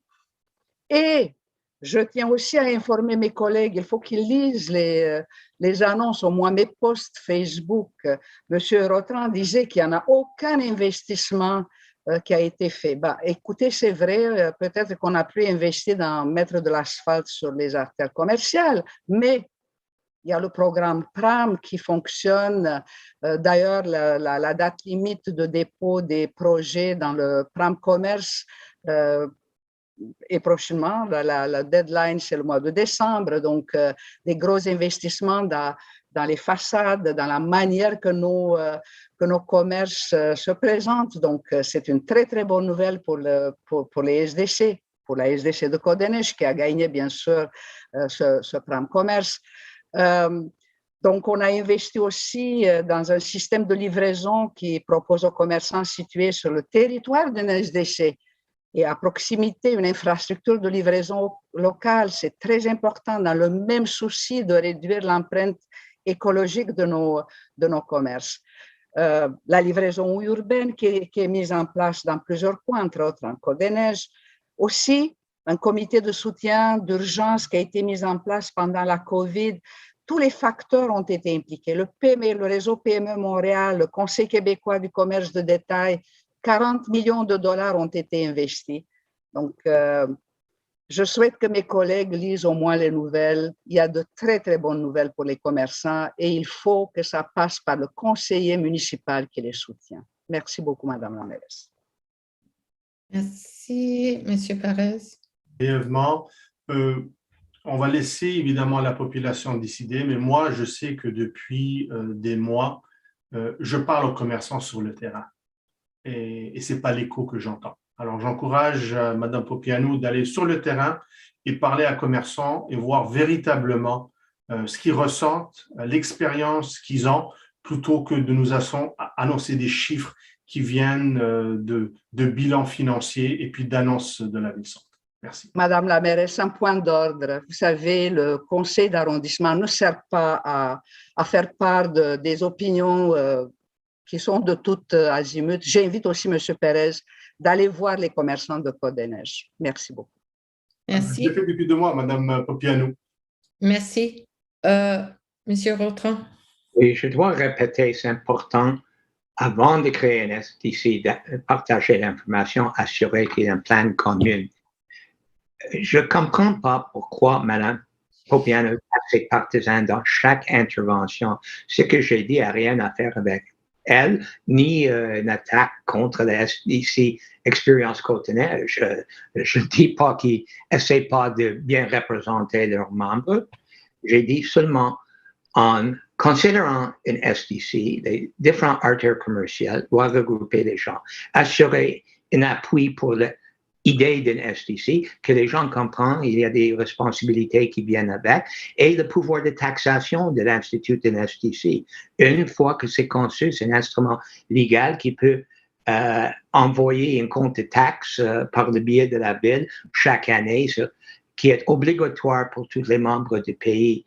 Le plan d'action pour la promotion de la route doit avoir l'appui des membres. Ce que nous avons vécu sur Sherbrooke il y a des années n'est pas la façon de le faire. C'est la seule chose que j'ai dit. Mais je répète, à mon avis, cette administration, et Mme Popiano l'a dit, ne pense pas que les choses comme trottoir, asphalte, mobilier urbain, revitalisation est la priorité.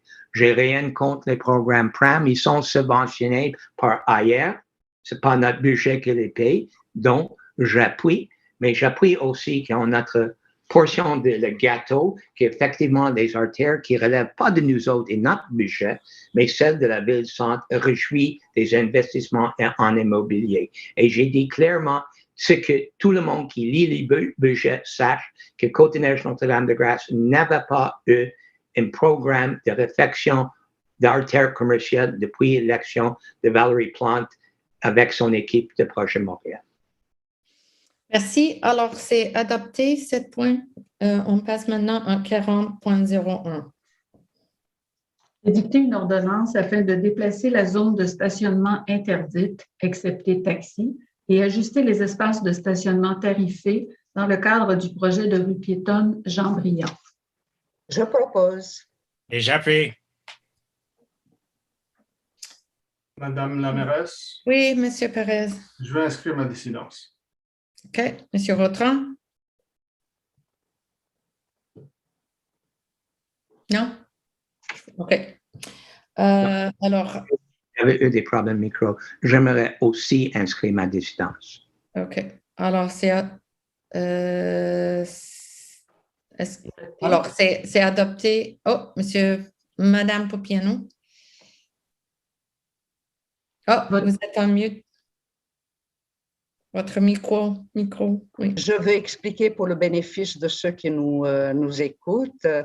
C'est un acte banal. Donc, ce sont 3 places de stationnement tarifées qui sont transformées en espace taxi du côté ouest de la rue Jean-Briand, donc à l'ouest de Côte-des-Neiges. Donc, au lieu que ça soit un stationnement tarifé, c'est une place pour les taxis. Très bien, le taxi, c'est un moyen de se déplacer. Et du côté est de Côte-des-Neiges, aussi sur Jean-Briand, il y a 3 places tarifées qui ne sont pas fonctionnelles depuis la démolition du Saint-Hubert et la nouvelle construction qui va être prête en quelques années. Donc, ils sont enlevés. Il n'y a rien de scandaleux, mais je respecte la décision de mes collègues. Merci. Okay, alors, c'est adopté avec les distances de M. Perez et M. Vautrin. Alors, 40.02. Édicter une ordonnance afin de créer un nouveau secteur S3R et déployer des zones sur l'avenue de Courtrai, Mackenzie et Victoria, la rue Lemieux et l'avenue Westbury. Je le propose. Et j'appuie. Adopté. 40.03. Édicter une ordonnance relative à l'implantation d'un passage piéton à l'intersection du chemin Hudson et de l'avenue de Kent. Je propose. Monsieur McQueen, c'est appuyé. Je pense que c'est Peter, pas moi. Oui, c'est ça. J'appuie. OK. Adopté. J'avais ma main levée, Ah, OK. Ouais, allez-y. Il faut changer la couleur de votre main, M. Perez, parce que c'est la même couleur que votre mur. Je devrais peinturer mon mur, madame. Merci. Ça sera plus facile. Hein? Je vais tout simplement dire que ce sont de très bonnes nouvelles. C'est vraiment une intersection sur Hudson, près de Kent, à l'emphase de l'Institut Lindsay-Gingras, où il y a eu une augmentation d'achalandage sur Hudson. Ça fait un bon moment, mais quand même, moi, l'année passée, j'avais demandé au service de faire étude de cela. En même temps, il y avait justement l'Institut où il y a une sortie de stationnement où il y avait beaucoup de gens qui utilisaient, notamment pour aller au parc Martin Luther King, l'ancien parc Kent. Donc, ça va apaiser la situation. Donc, ce sont de très bonnes nouvelles. Ce sont des mesures concrètes qu'on peut faire pour sécuriser nos rues locales. Merci. Merci. Alors, c'est adopté. 40.04. Autoriser l'occupation du domaine public en respectant les directives de la Direction régionale de la santé publique selon le site et l'horaire prévu pour chaque événement, identifié au tableau qui vous a été remis et édicter les ordonnances qui s'y rapportent. Je propose. J'appuie. Monsieur Perez? Oui, rien que pour indiquer que je ne vote pas sur ce dossier. Ah oui, OK. 40.05. Oui.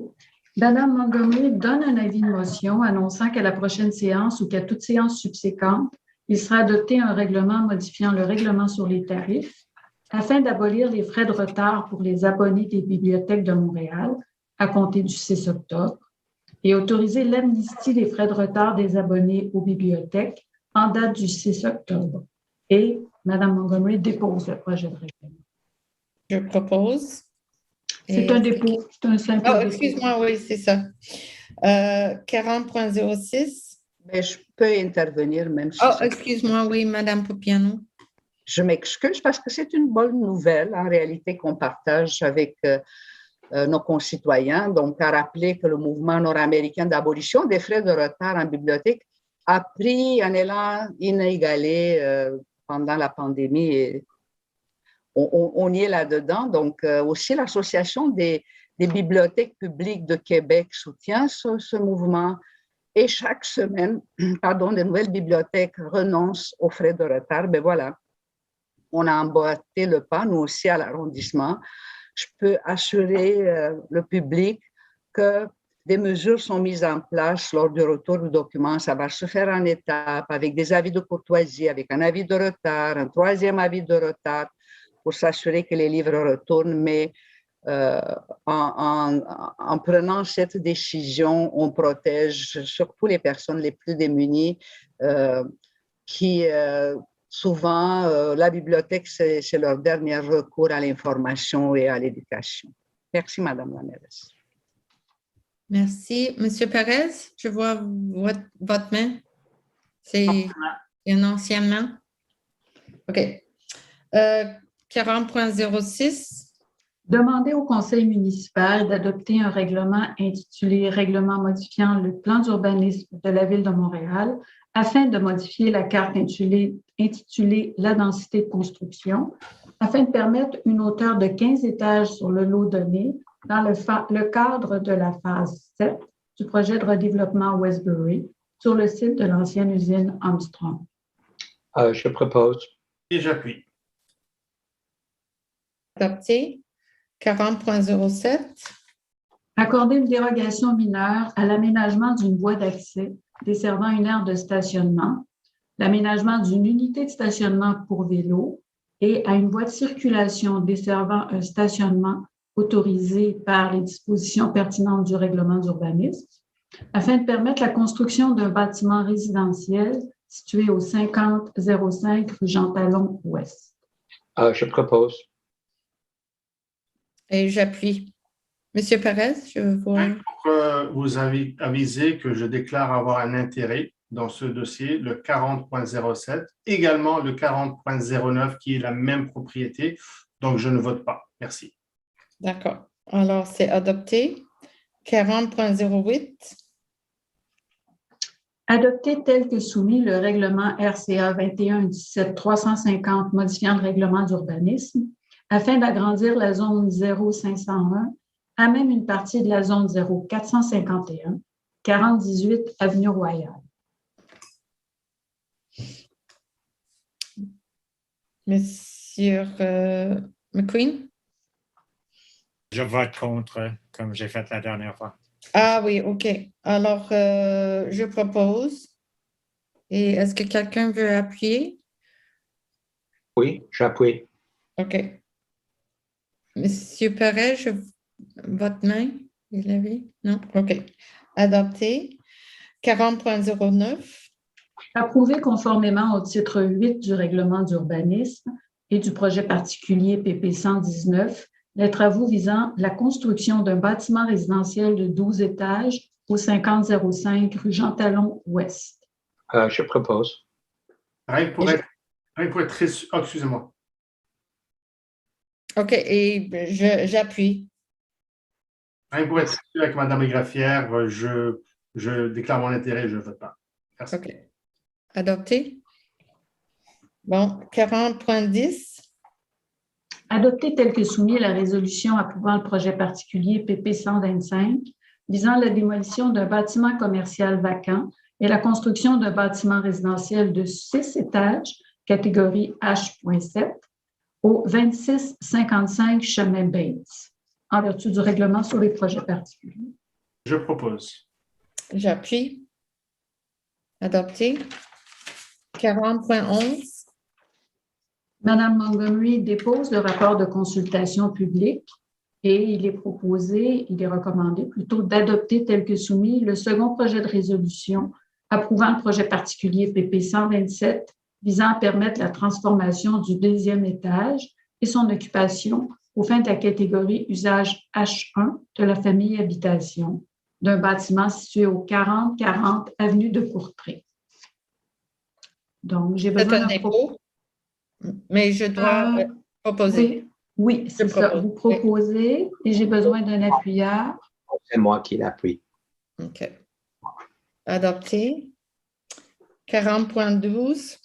Oui, Mme Montgomery dépose le rapport de consultation publique et il est recommandé d'adopter tel que soumis le second projet de résolution approuvant le projet particulier PP 128 visant à autoriser un bâtiment commercial et résidentiel de 15 étages situé sur un lot donné dans le cadre du projet de redéveloppement Westbury sur le site de l'ancienne usine Armstrong.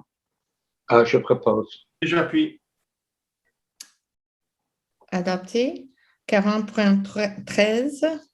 Adopter tel que soumis le projet de résolution approuvant un projet particulier visant à autoriser l'usage habitation rez-de-chaussée pour le bâtiment situé au 5370 Queen Mary, puis mandater la secrétaire d'arrondissement, conformément aux règles de l'arrêté ministériel, pour remplacer l'Assemblée publique de consultation par une consultation écrite de 15 jours. Je propose. J'appuie. Adopté. 40.14. Adopter tel que soumis le projet de résolution approuvant le projet particulier visant à permettre la construction d'une clôture pour la propriété située au 3285 chemin de Bedford et mandater la secrétaire d'arrondissement pour remplacer l'Assemblée publique par une consultation écrite de 15 jours. Je propose. Et Mme Popiano, l'appuie? Oui. OK, elle appuie. Adopté. 60.0. J'appuie. Oui, merci. 60.01. Mme Montgomery dépose l'état des résultats définitifs du scrutin référendaire concernant la résolution CA 21-17-0101 approuvant le projet particulier PP 122 visant à autoriser la démolition de l'ancienne église Saint-Colomba et la transformation de la salle paroissiale à des fins d'habitation pour la construction d'un ensemble résidentiel sur la propriété au 4020 avenue Hingston.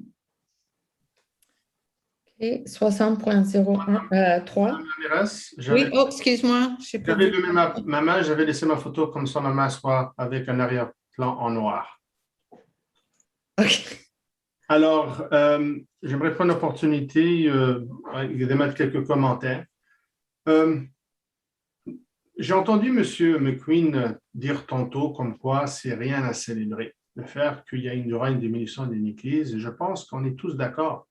Je pense qu'il n'y a jamais personne qui a soulevé cela comme étant quelque chose sur lequel on devrait célébrer. Je pense que ce qu'on voit aujourd'hui, c'est le cheminement de suite à plusieurs années. We know that this was the second project, redevelopment, replacement project of St. Columba Church that went before the population. There was an attempt in the first project to try and reuse at least a portion of it in an institutional setting. For different reasons at the time, it didn't pass.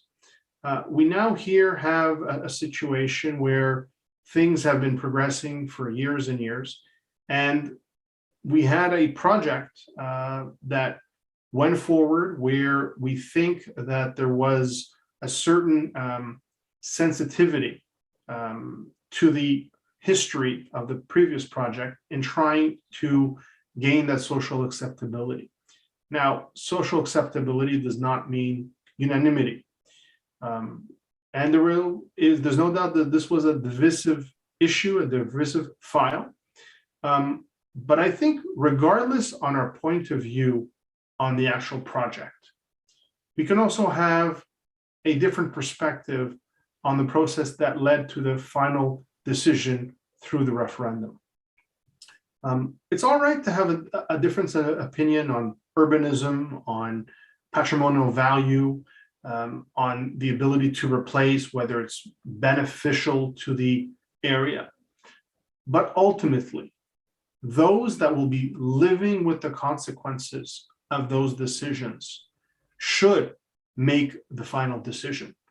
And that's why I think it was so important for me and others to be able to be vocal about that and say, regardless of our point of view on the project, we want to hear from the population. That was the point of view that Mr. Arsenault had. He was against the project, but he voted in favor of the referendum to let the referendum be had because he believed that the people should have the final say. That was unfortunately not the case with two of our colleagues on this council.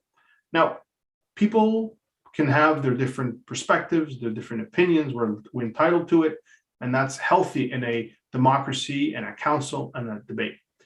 But ultimately, in my perspective, we shouldn't be using or voting in favor of the process to use that as a wedge because we're against the project.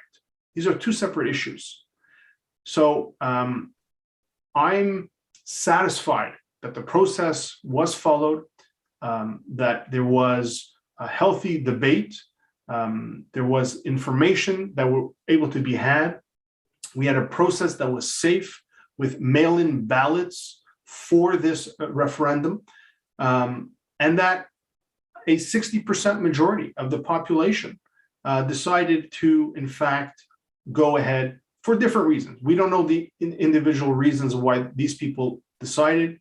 It could be urbanistic. It could be because they didn't want to have to deal with another building in a decrepit situation for many years. That belongs to everybody. But I think it's very important that we should be able to delineate the difference between the substance of the file and the process. And, you know, people will have to be accountable for the decisions they made and how they voted. We'll have a electoral campaign to discuss it. And then ultimately, the population will make the final choice, once again, like it should be. Thank you very much. Thank you very much. Madame Popiano? Oui, Madame la mairesse, j'en ai répondu à la question du citoyen, mais je continue à croire que le résultat du référendum n'est aucunement lié à une expression, à une forme de démocratie. Je l'ai expliqué en long et à large quand on a eu le débat la dernière fois et le vote pour ou contre la tenue du référendum, en disant et en expliquant clairement que la loi sur l'aménagement urbain a été créée de telle manière de ne pas faire un vote pour ou contre un projet, mais de chercher l'acceptabilité sociale du projet. Et je rappelle à M. Pérez, à M. Rotran, qui s'insurgent, qui nous accusent qu'on est antidémocratique, qu'ils ont voté une fois lors du la dernière ouverture de registre. Donc, ils n'ont pas soulevé, ils n'ont pas voulu tenir un référendum, donc le projet est tombé à l'eau. Entre le projet précédent et celui-ci, c'est peu de modifications, excepté une lettre qui a été écrite à dernière minute par les promoteurs pour enlever la construction sur la maison paroissiale. Je rappelle aussi que ce projet PP 122 de l'église Saint-Colomba a suscité dès le début une opposition dans le milieu.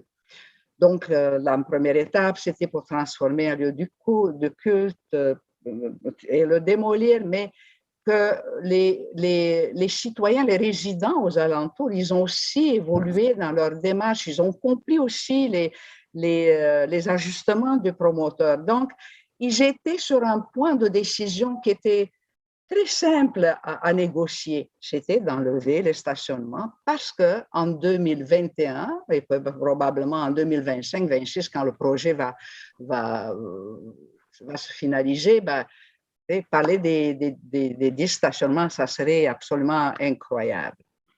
Je rappelle aussi à mes collègues que quand même, 40% des résidents se sont prévalus de ce droit référendaire, ont envoyé un message très fort, ce qui continue de démontrer l'absence d'acceptabilité sociale de ce projet. Que pour contrer cette grande mobilisation qui a été faite par les résidents, le promoteur a dû faire appel à une firme de communication qui a fait du porte-à-porte pour convaincre le voisinage du bien fondé de ce projet. Je rappelle aussi à mes collègues que depuis des années, depuis le premier jour que ce projet est apparu, j'ai sonné l'alarme sur le fait qu'il y a un problème dans notre arrondissement, car plusieurs églises, lieux de culte et autres bâtiments institutionnels ont été ou ils seront vendus et qu'au niveau de l'arrondissement, il n'y a aucun plan de comment traiter, qu'on a laissé le fardeau de la preuve, que tout ce processus est tombé sur le dos des résidents. Et ça, pour moi, c'est inacceptable. C'était notre responsabilité. J'ai demandé au maire Kaufman, j'ai demandé à la mairesse Montgomery de commander une étude sur les enjeux liés à la vente de ces bâtiments institutionnels, à leur possibilité d'être transformés en résidentiels, en communauté ou aux autres. C'est ça ce que je déplore. Donc, mon vote n'a rien à voir avec la démocratie. Je suis de celles qui ont un profond respect pour les résidents et j'ai manifesté mon respect en votant contre la tenue d'un référendum pour un projet qui n'est pas acceptable socialement. Merci beaucoup, Madame la mairesse. Merci, Monsieur Perez. Merci, Madame Perez. I'm truly, I think, shocked about what I just heard Mrs. Pupianu say on behalf of Projet Montréal on this file. And correct me if I'm wrong, Madame Pupianu, please correct me if I'm wrong. I don't want to be accused of misquoting you. But essentially, you're saying that the expression in this referendum was not representative of a democratic will of the population within the surrounding area. That's what I understood you to say. And that because there were 40, that's the first part. The second part is there was still 40% that were opposed, and therefore there was not that social acceptability. I think the flip side is that there's 60% of the population that did say that they want to have the project. Now, you want to suggest that because you want to impute that the decision of these 60% was simply because they were hoodwinked by some kind of marketing firm that was used by the promoter. I don't know how you can really attest that.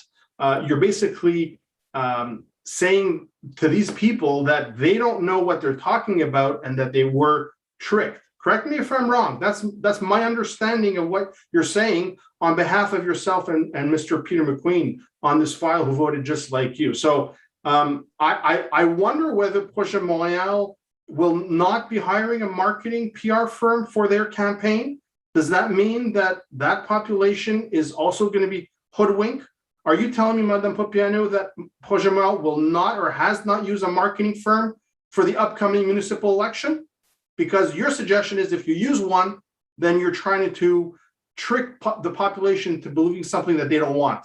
Now, I have a greater respect for the intelligence of Montrealers and Côte-des-Neiges and NDGers than that. So correct me if I'm wrong. I wouldn't want to be accused of misquoting you. Thank you. I want to answer, Ms. Montgomery. I know, Mr. Perry. Yeah. Sorry. Non, allez-y, Madame Popiano, ça va. I think Mr. Autran was before me. No, it's okay. Mais je vois votre... Okay. Non, vous êtes avant. Parfait. So I want to answer to Mr. Perez. I know Mr. Perez understands what he wants to understand. And the fact you use the services of a firm communication for a campaign, it's not the same thing to use a communication firm to put one group against another group into a referendum. It's a big difference, Mr. Perez. So what we did, we split the population around this area. They fight each other, was not normal. It was our responsibility to have a clear idea about what we are doing with these churches or public installation, and was a lack of leadership. I asked from the last 8 years to do a study about this one. So the fact that the promoter worked or modified the project, I still believe was not well done. And was not well done because he didn't want to work with the population only on a small issue, the garage. Thank you. Merci, Monsieur Gautran. Well, I'm truly puzzled by what I hear. First of all, as far as I know, Valérie Plante and Projet Montréal have had a majority since November 2017 and have had the ability to change just about any zoning bylaw and the urban plan if they had wanted to do so. They hadn't. And of course, Projet Montréal had a majority on the borough council until you had your difference of opinion with Ms. Plante and were no longer a member of that party, but they had a majority for virtually the entire mandate. A 60-40 result in American politics, that's called a landslide. It wasn't close. Over a third more people voted in favor of the St. Columba redevelopment than voted against. What I'm hearing is a certain type of wokeism. Somehow anybody who doesn't agree with our vision of urban planning is somehow not well informed, and their opinion should count for less. It's fundamentally contempt for democracy. I was expecting an apology at the beginning of this meeting from Projet Montréal, from Mr. McQueen, who's a district councillor, from Ms. Popiano, who's a vice president of the executive committee, a former president of that party, and who represents everything that has now put them behind the 8 ball for the voters. People are really angry at the lack of respect they have as administration. They're always right and everyone's always wrong. Consultation doesn't mean a lot. And when people object, they just don't understand. And that's why I firmly believe they're going to be tossed in November. But getting back to this project, they oppose the project, and that's their right to do. All right, they don't have to vote the same way I did. Okay, this is the second time we've spent a great deal of time talking about this particular site. It's clear residents of the neighborhood want something to replace a building that they see as increasingly derelict and with no particular future ahead of it. They thought that this project was reasonable, and they worked with the developer. There were changes in different phases of the process. So it wasn't just that Projet Montréal opposes this project. They then opposed the right to have a referendum. They thought if their friends in the neighborhood would get enough signature on a register, that would be it. But however, they didn't count on the citizens insisting on the right to be heard. And the Borough Council voted to allow the referendum. I would have thought that would be the end of it, and that Projet Montréal would respect the democratic verdict. If people had voted majority the other way, Madame Popiano would say this referendum was absolutely the right idea. And of course, the citizens have rightly rejected the project.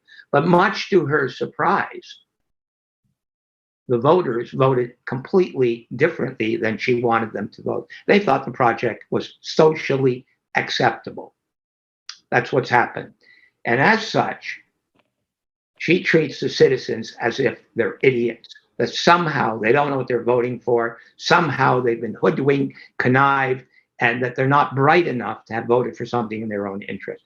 All I can say to NDGers is there's an election on November 7th. If you feel that the majority party in Montreal right now treats you with a lack of respect, you should be saying that at the ballot box. Mr. Rochon, I think it's anti-parliamentarian to say Madame Popiano treats residents like idiots. Please Even though I think that's an accurate, apt description, I'll change the phrase. No, you can't preface it with an excuse. Just read. I will say it treats the citizens as if they're lacking in knowledge and intelligence. No, I will not accept it, Mr. Rochon. Please take your words. Yeah. Mr. Rochon? You treat the citizens as if they do not have knowledge, and you treat them as if they're not bright enough to vote in their own interests. I'm sorry, I not agree with you. Actually, you said last time the process. You said, and I quote. You said that was. So you said the people don't know about what they vote when they sign the register. So I'm very sorry, Mr. Rochon. Oh, yes. Yes. You said people signed the register and they don't know what they signed. Okay. So I never said something like that. Once, twice. After 40 years, you are a city councillor, you have to know that the city cannot interfere with the borough changing the zoning. It's a competency of the borough. So please, Mr. Rochon, okay, keep it low and let the people you believe from the years you are the only one understanding. You don't understand, okay? I'm sorry. Understand, and I'll tell you something else you don't like. It's that people don't agree with you and they express themselves. Okay, and they're that's enough. About Mr. Rochon. It's enough. Okay, that's it. Okay, could we please stop this argument and move on? 60.02. Madame Montgomery dépose les rapports faisant état de décisions prises par tous les fonctionnaires ou employés dans l'exercice des pouvoirs qui leur sont délégués. Et 60.03. Madame Montgomery dépose l'évolution des dépenses et des revenus projetés pour 2021 et l'état comparatif des revenus et dépenses réels au 30 juin 2021 par rapport au 30 juin 2020. OK. 65.01. Motion visant à reconnaître la croissance continue de la popularité du cricket au sein de l'arrondissement et à étudier la possibilité de construire un deuxième terrain de cricket sur son territoire. Merci, Madame la mairesse, de me donner l'opportunité. Donc, c'est une motion que je dépose avec l'appui de Monsieur Rotran. Nous avons, ça fait quelques années déjà, puis se construire le premier terrain de cricket, le cricket pitch, ici à Côte-des-Neiges, au Parc Van Horn. And it's been a tremendous success. We've seen its use. We've seen the population appreciate it. It's something that has even almost, revived the use of the field at Van Horn Park. And we think that it demonstrates very often that we sometimes have to think outside the box. We have to not presume that the traditional sports that we have well established in our society are the only ones that we should necessarily encourage or fund or service. As we have become a more multicultural, multiracial, multi-ethnic society, that reality, filters down to the kind of activities that we have. And it's a good thing. It really adds to, our richness as a society. This is just one example of it. I mean, when I grew up, the only thing I knew about cricket is perhaps seeing it on TV in a movie or in a show. It's not something that I was exposed to. Having become exposed to it over the last number of years, I see it's an exciting game, and it creates a lot of enthusiasm for people. So we're very proud to have been able to be at the forefront, obviously following Marvin's League on the first cricket pitch, supported by everybody, obviously. And we think that, without saying that we absolutely need a second pitch, I believe we do, but I don't want to presume. I think that this motion is very responsible, where we ask the services to do their study, to do their analysis, to check out the benchmarks, to evaluate, what ratios based on population or need, to speak to the associations and the leagues that do use it, to be able to gauge the need for a second pitch. And from there, obviously, for them to come back and make recommendations. So I hope that this motion will find consensus. I believe that it shows that we are being able to do more. And I think it's an example of more things that we should do and we should consider in the future.